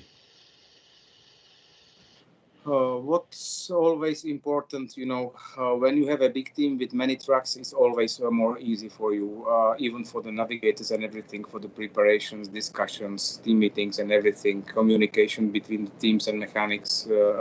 At the end, when you receive the roadbook just before the start, many of those conveniences are stopped now, which I fully admire, and it's same for everybody. And to be honest, I like this idea since the beginning, so let's go for it.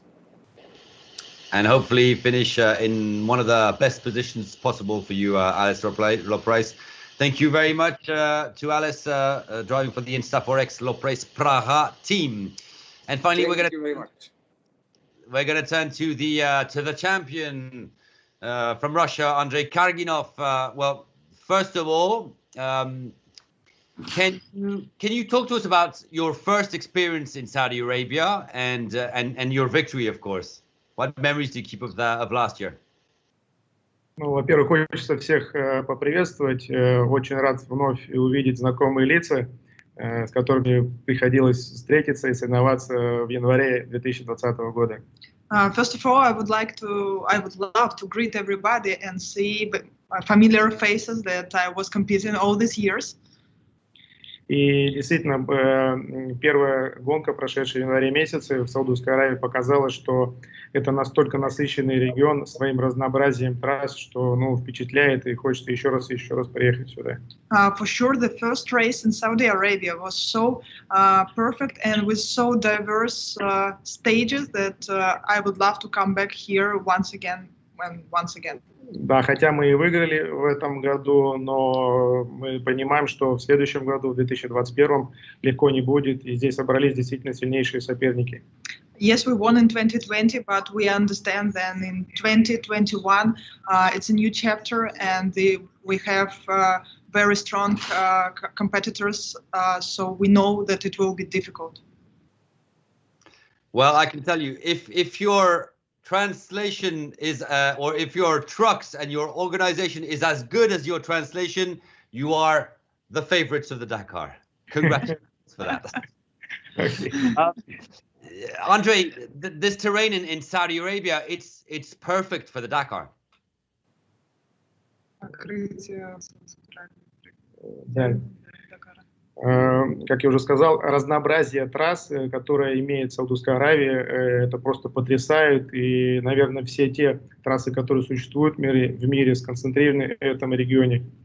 As I already mentioned, the diversity of this region is impressed me a lot, and all type of different terrains are concentrated here. So it's really a great place to race. Ну и, конечно, очень многое количество камней, как все заметили в этом году. And of course, a lot of stones, like everybody noticed this year.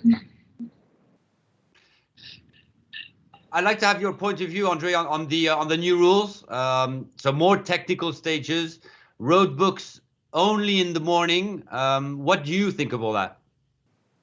Понял, да. Действительно, это новинка, которая вводится в этом году, электронные роутбуки. Мы все в предвкушении, но тем не менее, все находятся в одинаковых условиях, поэтому у всех шансы будут одинаковые, если будут. И нужно понимать, что это работа не только штурмана, это работа всего экипажа. Of course, these innovations are very interesting to try, but these innovations are for everybody. So everybody will be in the same condition, and this is the most perfect thing, that everybody will compete in the same conditions. And this is not only work of the pilot, this is also work of all the team. Crew. Andrey, Kamaz have again 4 trucks.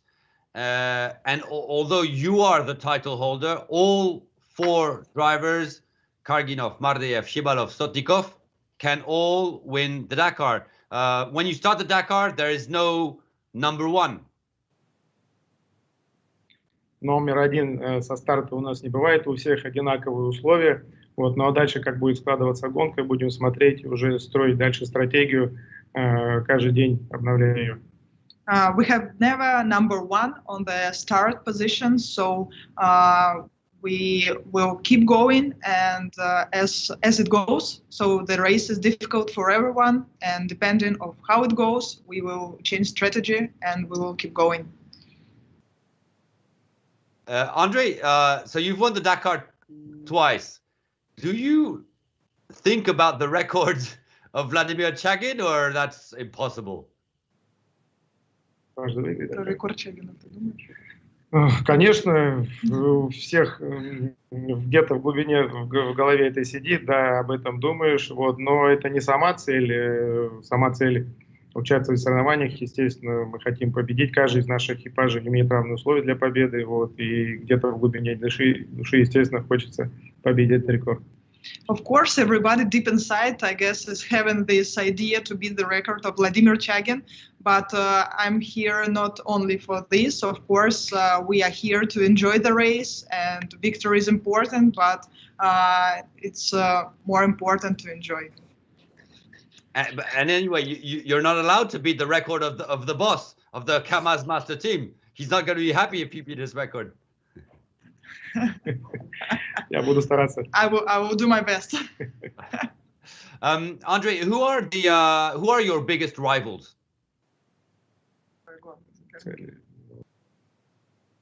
Ну, конечно, все те ребята, которые здесь находятся, вот, естественно, это и команда МАЗ, вот, поэтому мы ценим всех соперников, и мы понимаем, что каждый соперник может показать хороший результат и добиться хорошей позиции.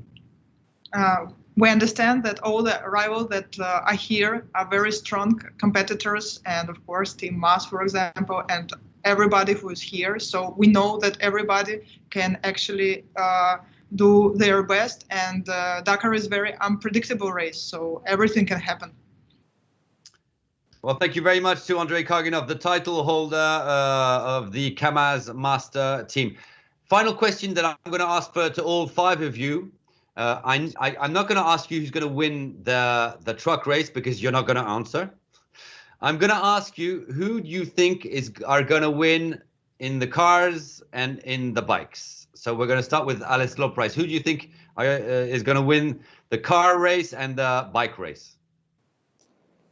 I'm gonna go for a crazy bet for Sebastian Loeb, even it's a first race after a little rest. But I believe that he will be really strong in some stages, and he can surprise. So that's for the cars. And for the bikes, I think Toby Price will be the one.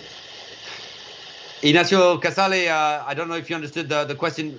¿Quién va a ganar la carrera auto y moto? Nasser, Al-Attiyah y Pablo Quintanilla. Of course, from Chile. Number 1. Gert, who think? I suppose you're gonna choose some Dutch competitors, no? No, I don't think so. I think it's not real. In the cars, I think Nasser has a good chance. He's from the neighborhood here, and I think Toby Price at the motorcycles. Martin Maciek, what do you think? Your mic is off. I'm sorry. It's tough, especially for the bike category. So there are like 5 or 6 factory teams. So I guess I loved Ricky Brabec last year. So maybe he can do it again. We will see. And about the car category, well, I would love to say Martin Prokop from Czech Republic, but of course he will be fighting for top 10, which is extremely great. And but for the win, I guess Nasser, maybe Carlos again. Well, let's see. Well, thanks a lot for that. And finally, Andrey Karginov, who do you think is going to win the car in the bike race? Я думаю, что победит в любой категории сильнейший. I think that the strongest will win, of course. Но я, в свою очередь, хочу воспользоваться случаем и поблагодарить организаторов за то, что в это очень сложное время организовали это соревнование. И действительно, до последнего не верилось, что мы приедем сюда и сможем принять участие. But I would love to use the moment and acknowledge organizers' efforts to organize Dakar Rally in these very difficult conditions. Thank you so much. Thank you. Well, thank you very much, Andrey Karginov, and thank you very much to all 5 of you.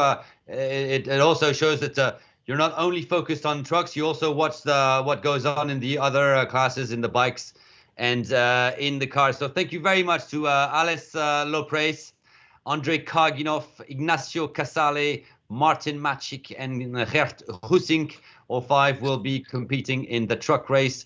The prologue is on the 2nd of January, and stage 1 of the Dakar will be on the 3rd of January, heading out of Jeddah. So thank you very much to all 5 of you. This press conference concerning the trucks is going to finish right now, but it will continue in a few moments at 8:45 for the final session with the car class and all the heroes of the Dakar. Thanks a lot for following us, for being with us, to all the competitors, and see you in just a few moments for the car race. Thank you. Bye.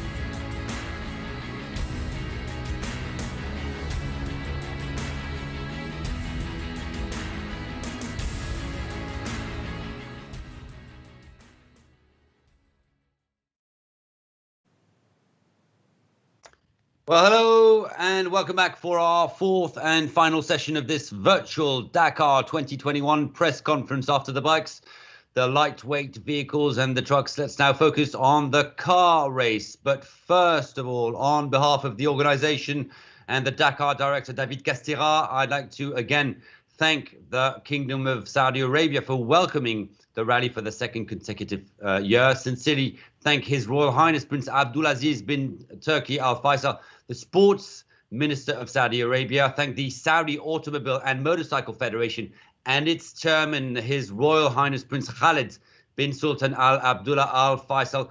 Our sincere thanks for your warm welcome and your precious help in organizing the Dakar, especially in this after this difficult year. So to the car race and an impressive field of champions. We have 5 former winners of the Dakar. 2 have actually won it both on bikes and cars. Let me first of all welcome the title holder, Carlos Sainz of Spain from Team X-Raid Mini JCW team.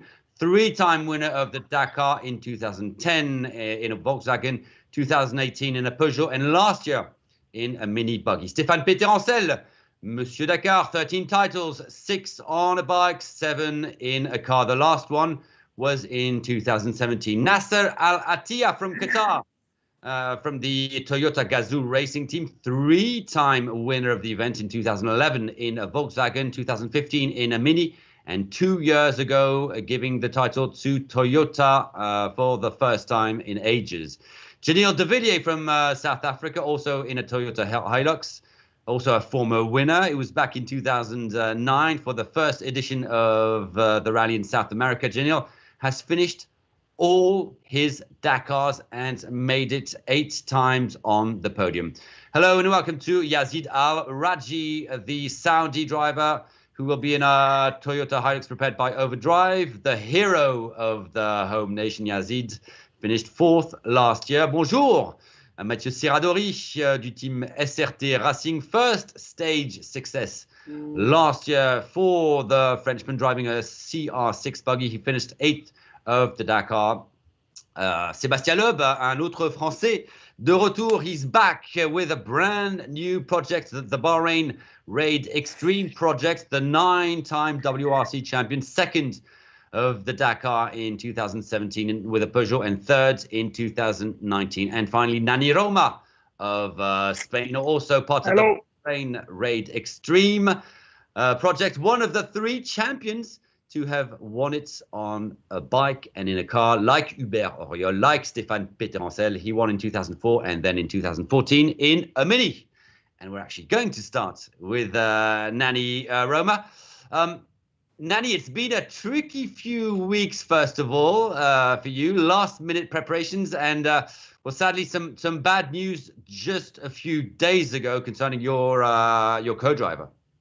Yeah. It's not so nice last weeks for us, for me. But yeah, the more and I really sad from Danny, and he already made the good job these last months, and it's yeah, I sad from him. But anyway, it's hard for us, for me to. It's not like we planned it before, but anyway, I think from everyone had a really victory to start this Dakar in this situation around the world. This is. And yeah, it's strange and different for me. We must adapt that, yeah, with the new co-pilot talking French again. But it's like it is, and yeah, we need to start different steel or different, yeah, start from me. But anyway, it's like it is. So and it happened just a few days ago. So Alexandre Vinok is going to be your co-driver, and you've known that since the 24th of December. Yeah, at 24th in the morning, when I realized that Danny is still positive. When Danny test positive at 8 December, and still today are positive. You know, this means that, and it's not only still positive, it's continue to contagion, and don't have antibodies in here, you know, and we really believe that it's possible when it's 8 December after 10 days, sure are okay, but not. And 24 December morning, we start to call different ones, and then we find Alex and say yes, and yeah, 2024, we have a new co-pilot, and new experience for me, to be honest. Really new experience. Brand new Dakar. Well, actually, can you talk to us about this this new project, the Bahrain Raid Extreme project? You've known for quite a few months now that you are part of the project. Can you talk us through this project? Yeah, it's a great project. To be honest, we worked really hard in these last months with the team. The drive, it's make the small miracle, to be here, to build 3 cars in 4 months. Okay, we already done around 6,000 kilometers with test in England, also in Dubai with Seb.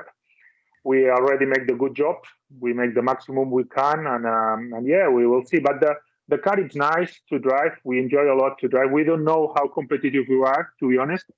But like we say, sometimes with Seb, we really enjoy to drive the car. This means that it looks well. When you enjoy driving one car, sure, it looks like. But everything is new. The team is new. The car is new, and we know from experience, from years experience, that it's not will be easy.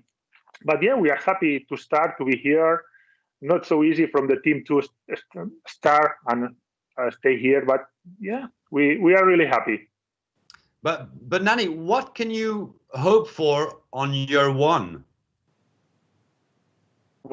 Sorry? What can you hope for in terms of results with this new car on the Dakar? Like Seb and me, we like to win. This is always our goal. But we must to be realistic, and we start this project 4 months ago. This car don't exist. This means that we start to build the car 4 months ago.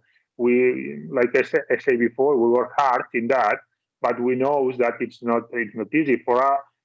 The main goal is to show that we have a competitive car, okay, to stay fighting to the front.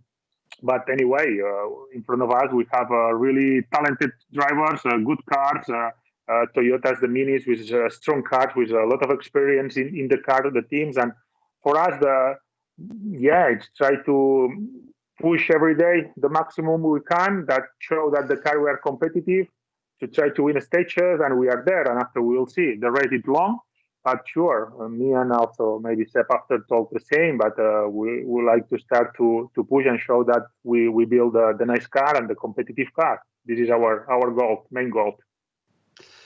Nani, you've competed in Africa, of course, on a bike and in a car, South America for 10 years, and now Saudi Arabia. What's so special about the terrain here and the landscapes in Saudi Arabia?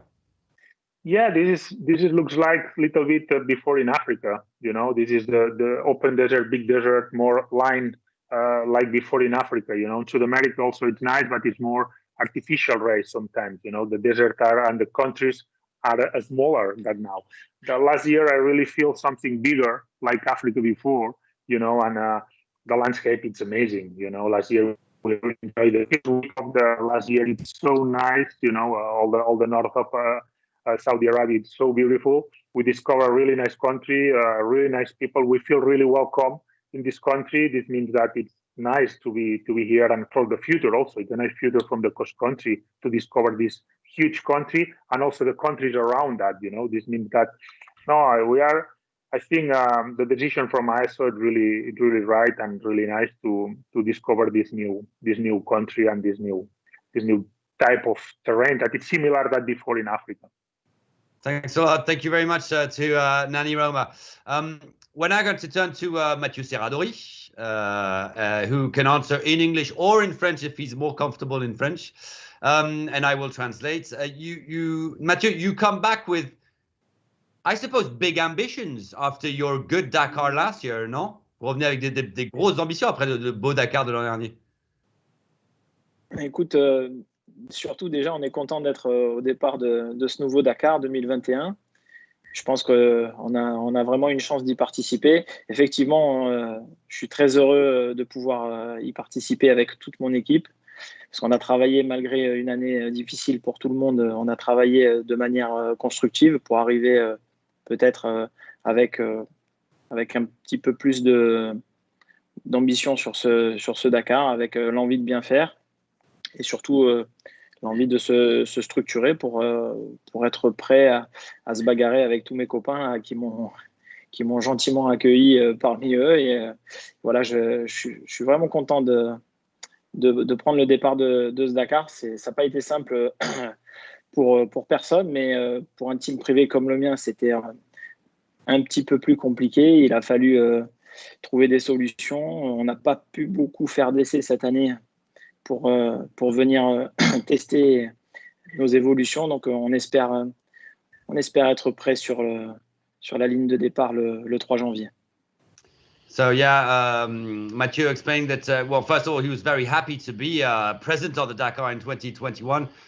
Just being here is already a success because they had to work a lot despite this hard year. They obviously come back with ambitions based on what they lived last year, more structured to try and battle it out with all the mates around in this conference. Very happy to be here, but honestly, it was really not simple, especially for a private team like his that wasn't able to do a lot of tests. So happy to be here. Mathieu, you this year will be welcoming a new man in the SRT racing team with Yasir Zaidan. That must be important because he's a very fast driver. Vous accueillez un nouveau pilote, le Yasir Zaidan, le Saoudien, au sein de la structure SRT. C'est quoi? C'est le Century qui a plu? Non, je pense que c'est un ensemble de choses. L'année dernière, on était déjà avec 2 autos au départ du Dakar. Cette année, on accueille Yasir Zaidan au sein du team SRT. Je pense que le buggy lui a plu. On a fait un beau travail l'année dernière. On va poursuivre cette année avec beaucoup d'ambition. Je pense que le matériel que Century nous met à disposition nous permet d'aller jouer devant. Maintenant, effectivement, il va falloir jouer sérieusement avec nos armes. On sait que on n'est pas une team usine, on est un team privé. Malgré tout, derrière nous, on a vraiment une équipe soudée, motivée, avec des gens compétents. On est allé chercher des forces en présence cette année qui sont venues nous aider pour participer et rentrer dans notre aventure. Donc, c'est bien aussi que le team puisse se développer pour exister, pour pouvoir participer à des courses et venir animer une course comme le Dakar. Nous, je suis vraiment passionné de désert, passionné de rallye raid. Et je trouve que le Dakar est vraiment une course qui met toutes les difficultés et tous les éléments les plus durs qu'on puisse rencontrer dans notre discipline. On a une CR6 Century qui nous permet d'être assez homogène sur pas mal de terrains. Donc, on va essayer de jouer des coudes. En tout cas, on va tout donner. Et pour ma part et pour Fabien Lurquin, évidemment, qui est avec moi dans l'auto, essayer de faire le meilleur travail possible en progressant tous les jours et en essayant d'être surtout très régulier. Merci beaucoup à Mathieu. So Mathieu was explaining that last year though they already had 2 cars in the SRT team. This year they welcome Yasir Zaidan, who was probably fell in love with the buggy, liked the buggy. He comes with big ambitions, which is important, and it's important to see that Century are giving them great material. They want to remain serious, but are well aware that they don't have the means of a factory team. But they hope to carry on developing and be present in the battle for potential stage wins and top positions. Mathieu loves the desert. He loves the Dakar, and you really meet all the different elements on a Dakar. And he believes that his CR6 buggy will be perfect to adapt to all types of terrain. Merci Mathieu, et on reviendra un petit peu plus tard vers vous en fin de conférence. Thank you to Mathieu. Janil de Villiers, Mr. Consistency. Well, first of all, I suppose you like that nickname, no? Well, I mean, I've been very fortunate, to finish all 17 Dakars, and this is always a beautiful race. It's I cannot believe that I've done 17 now. I mean, there are other guys here like Stefan and those guys have done, I think, more than 30. So I'm a long way behind them, but no, very fortunate to have finished all 17, and very happy that we managed to get a couple of podiums and also a win out of that. But Janelle, I'm pretty sure you'd be happy to swap a few of those podiums for another victory. Yeah, for sure. It would be nice. I think a couple of times we came very close. I specifically remember 2007 when we were leading by quite a margin, and then we had a problem with the engine and we didn't manage to finish. But this is the race. These things happen, and we have to keep on trying. It doesn't get any easier. I mean, if you look at the quality of the field this year with everybody, just in this conference, it's really not an easy race to win. But for sure, I think all of us will be trying our best, and hopefully we can manage to get another one sooner than later. Janelle, it's going to be more technical, tricky navigation, the road book given every morning. Unlike last year, so every morning you'll get the road book, a digital road book. That's something good for you, no? Yes, I think with the road book that we're getting now in the morning, I think it's a good thing. It's the same for everybody. It makes it certainly more challenging for the co-drivers on the day. But for sure, they can get more sleep, so they don't need to work until late at night. They can also go to bed early. But yes, for sure, it would be nice if the race is a bit more technical than last year. Specifically for us. But the terrain in Saudi is really beautiful, like we saw last year, and the stages were really amazing. And if it can be a little bit more technical this year, it will be even greater. So I'm really looking forward to the race and looking forward to a great challenge this year. And I cannot wait to take the start on the 2nd. And inside the Toyota Gazoo racing team, there's a little newcomer, a promising South African, the young Lattigan. Can you talk to us about him? He's the future of on the Dakar for South Africa. Yes, for sure. You're still young as well. Sorry. Yeah. No. Look, he's only 26 years old, and it's a great opportunity for him to partake in his first Dakar. He's a very good driver, and he needs to learn the Dakar still. But I'm sure he'll learn very quickly. But for sure, great opportunity for him and his co-driver, and I expect them to do good in a couple of stages. But yes, we'll have to wait and see. But for sure, very exciting prospect for the future. Thanks a lot, Janelle de Villiers, winner of the Dakar back in 2009 and one of the favourites again this year. We're now going to turn to Sébastien Loeb, back on the Dakar. Sébastien, first of all, did you miss it? Yes, for sure. I didn't do it last year because it was a bit too complicated in my schedule with the Monte Carlo just after. I did it 2 years ago, but it was really a tight schedule and I couldn't prepare everything correctly. So I decided not to come last year.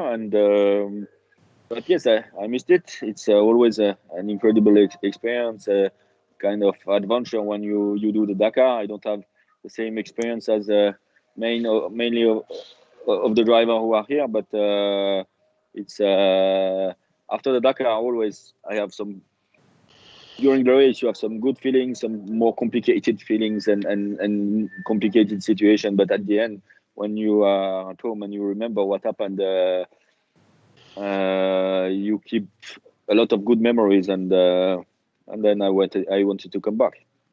Yeah, because I mean, obviously you're a competitor, you're a racer. We saw you having great results on the Dakar. We also saw you struggling on some editions. Yet it appeared that you came back, and it looks like you loved the adventure side and being with everyone.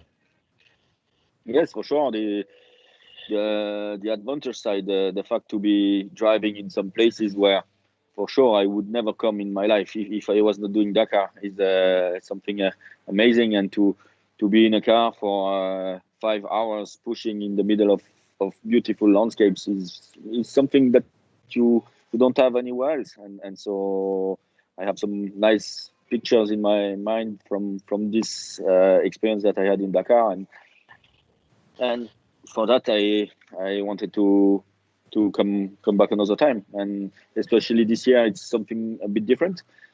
A lot of new things for us because I was not here last year, so it will be the first time for us in Saudi Arabia.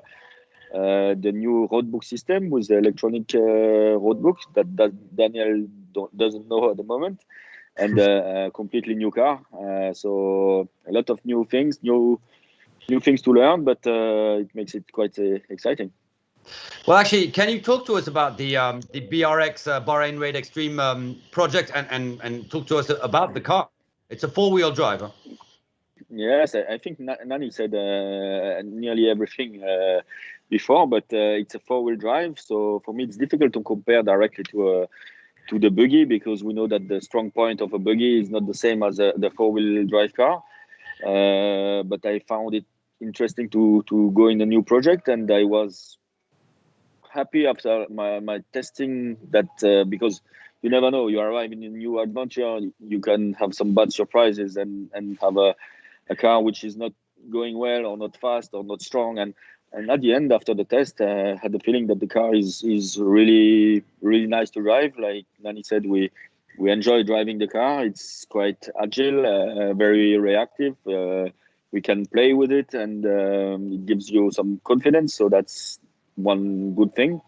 We didn't have too many troubles at the end, nearly no problems. So that's also a good sign. On another side, we know that Dakar is really long, and for a new team, it has always been complicated in the past to achieve something good. So we will see. I'm looking forward to be on the start, trying to find the rhythm. I have some memories 2 years ago when I did my last Dakar. I had a really good feeling in the car. I was pushing hard in the good rhythm. I was quite safe in my driving, and so I hope I will get this feeling again, and we'll see. But do you think it's a car that can be competitive quickly for a possible stage win, or I mean, do you set an ambition on this Dakar? For sure, I hope. For sure, I hope that we will be able to set some stage win, to be in the fight with the drivers that are here in the conference with us.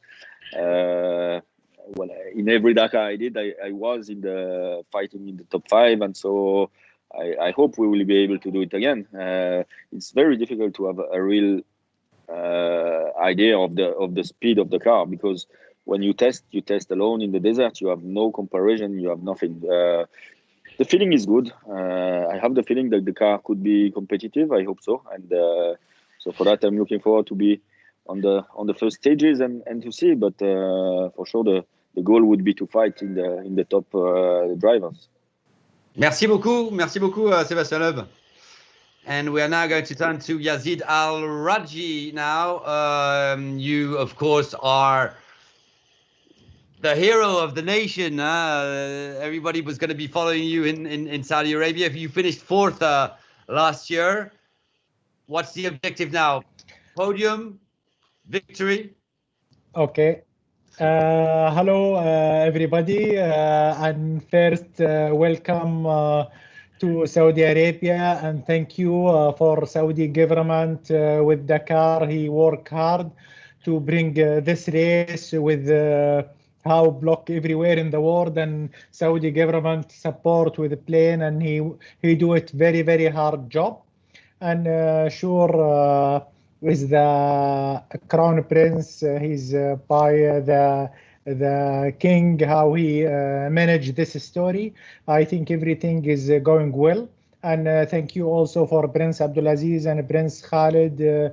Also, he do it a great job to happening, and everybody coming in the time, and is really is a great job.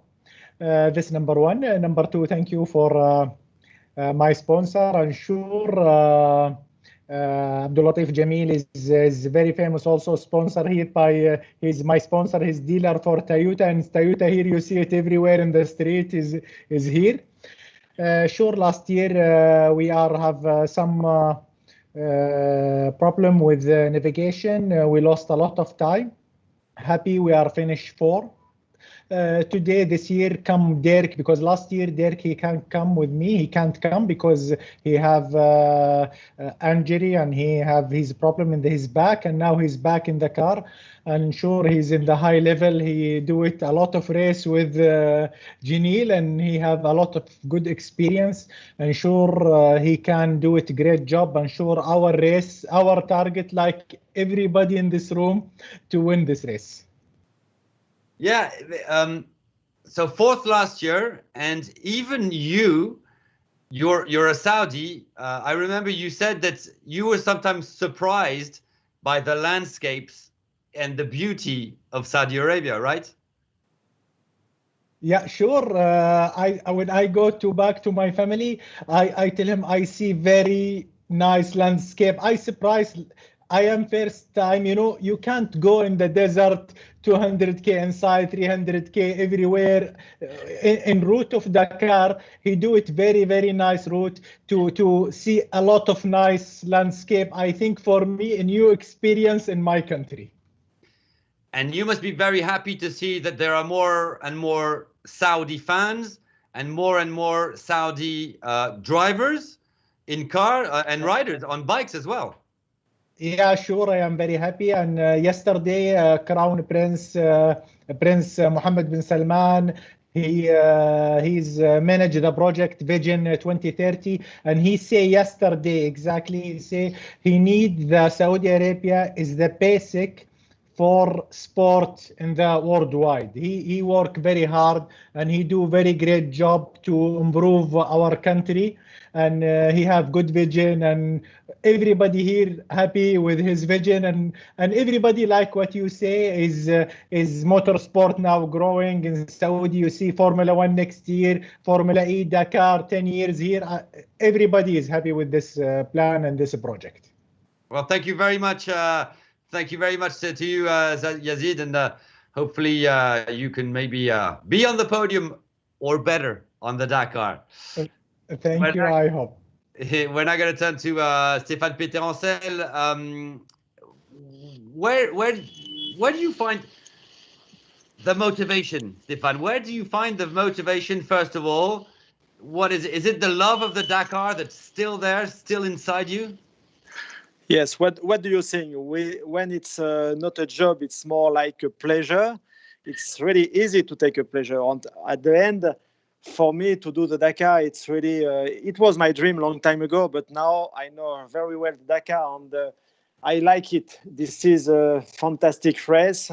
You have everything, the speed, high speed, beautiful landscape, and we are really lucky because we use probably one of the best cars on the Dakar. So it's just a question now of pleasure, and to share also the nice sensation, nice feeling with a co-driver, or to share also when it's possible the good result with a team. So for me, there is no really, it's not really a target to win, but the bigger target, it's really to take a pleasure and to do my maximum.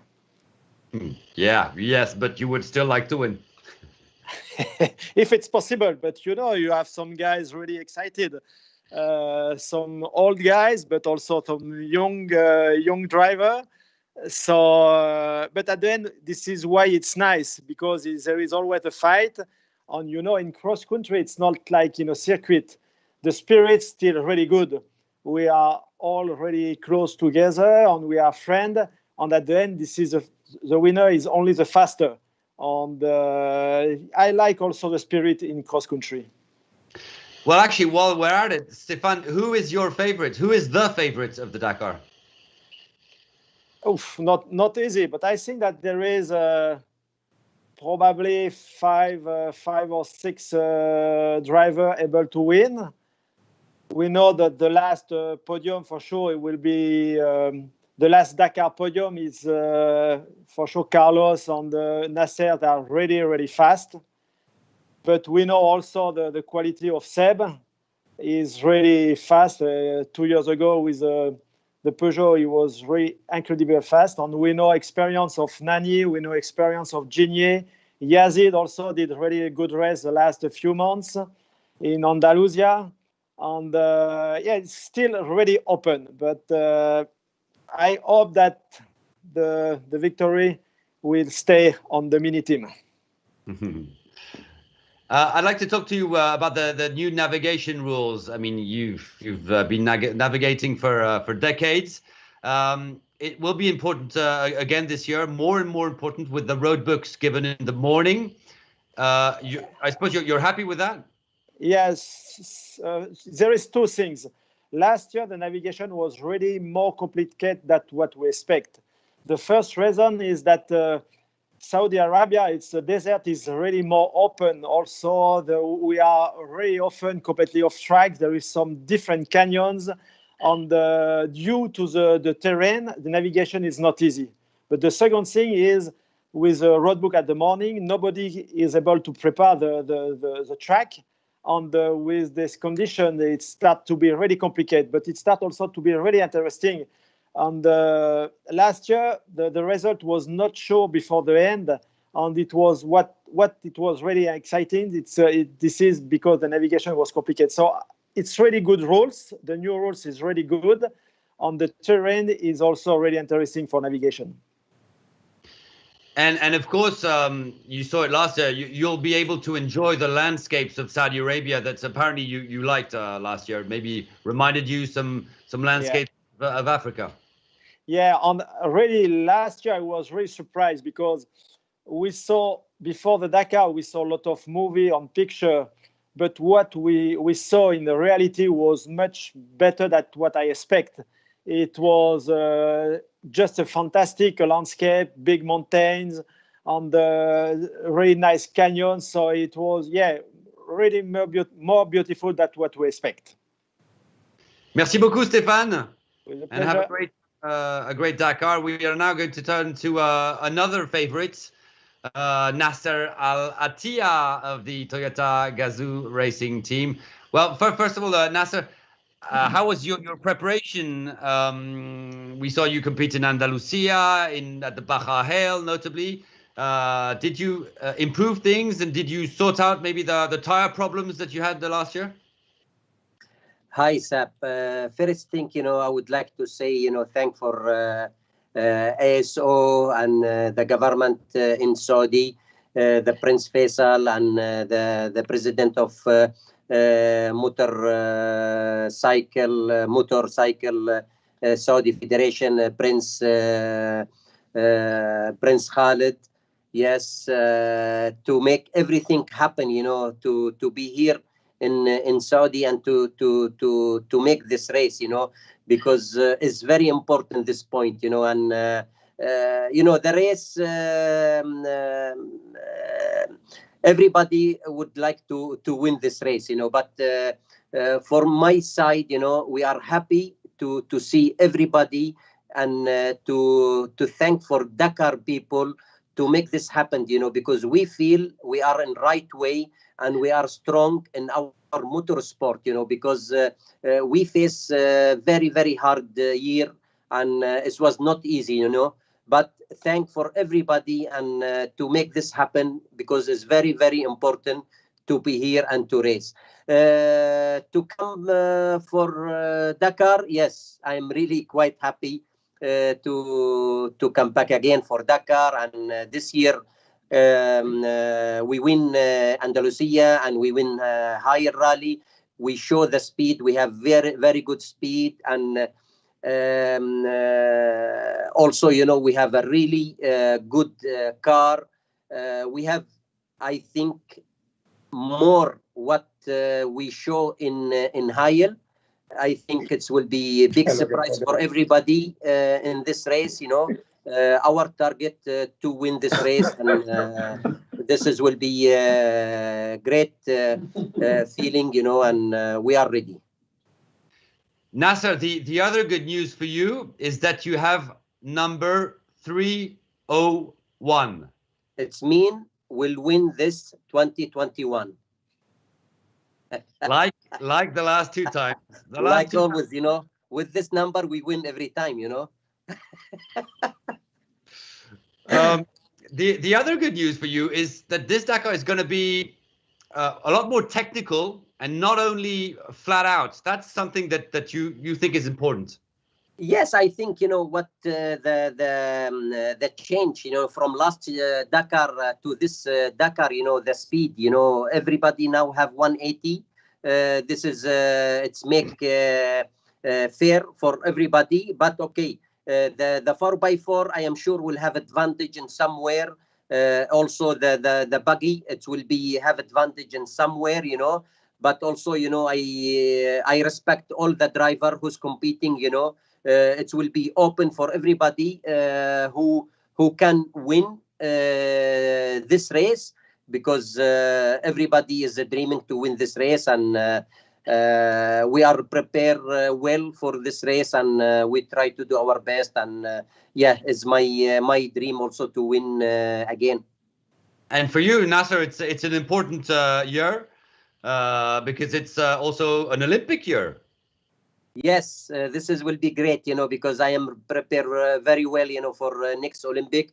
Will be the 7th Olympic game for me, you know, and my dream after London, you know, to get the bronze medal. And yeah, next Olympic game in Japan, I hope to win the gold medal. Thank you very much to Nasser Al-Attiyah. Thank you so much. Thank you. Team. Thank you. Finally, we're going to turn to the title holder, Carlos Sainz, who is a specialist of driving cars and apparently also a specialist for the setup of his phone for this press conference. So thank you very much, Carlos, to be with us. 3 victories on the Dakar, but you're still hungry. Yes, well, first of all, I hear you very broken. I don't know if it is my telephone or something, but I have been some difficulties for listening to all of you. Of course, I'm hungry. Even if I have dinner half an hour or 1 hour ago, I'm still hungry, but of a different kind of things. But yeah, happy to be here after such a difficult year, like everybody. Happy to be at the start of the race. Still, we have to wait for the COVID test tomorrow, and you know, we need to be careful all the race and wait for tomorrow. But yeah, happy. Carlos, I'd like to go back in time. Do you remember your first Dakar in Africa? I hear you broken. Sorry. Do you remember your first Dakar in Africa? I believe Colin McRae was the one who pushed you to come. Yes, of course. Colin was, as soon as he did his first race, I think we made I don't know how long time after, and he said, Carlos, you know, this race, I'm sure you will like it, and you need to try. And I said, come on, Colin, are you sure? Yeah, you will be surprised. You will enjoy. This race is you will enjoy it for sure. And I must say thank you to him, because he was encouraging me to do the race. And you know, after my first Dakar in Africa, I immediately fell in love with the race. And you know, I have been trying to do all the years that I could. And yeah, I have a period that I have not a car, but later on I have been trying to be at the start. And of course, last year we were there. What is the key to victory on the Dakar, if there is a key? Many keys, you know. You need to have a good preparation. You need to have a very good car, a very good team, very good co-driver. You need to make less mistakes than the others. You need to be very good physically. No mistakes from driving, no mistakes from co-driving, from mechanics. Many secrets. You need to be very patient. This is something I learned during my years in Dakar. To be patient, to think in minutes, not to think than probably in WRC, where you think in tenth of a second, in seconds. Here you need to be a little bit more relaxed about that, more patient. For sure, you will lose time, especially now. You know, the navigation with the roadbook in the morning is going to be tricky. It's going to be difficult. Last year we saw it makes a good difference. It's fair to everybody, and I think it's going to be interesting with the roadbook in the morning, the cameras inside the car, and all that. Well, thank you very much. Thank you very much to Carlos Sainz.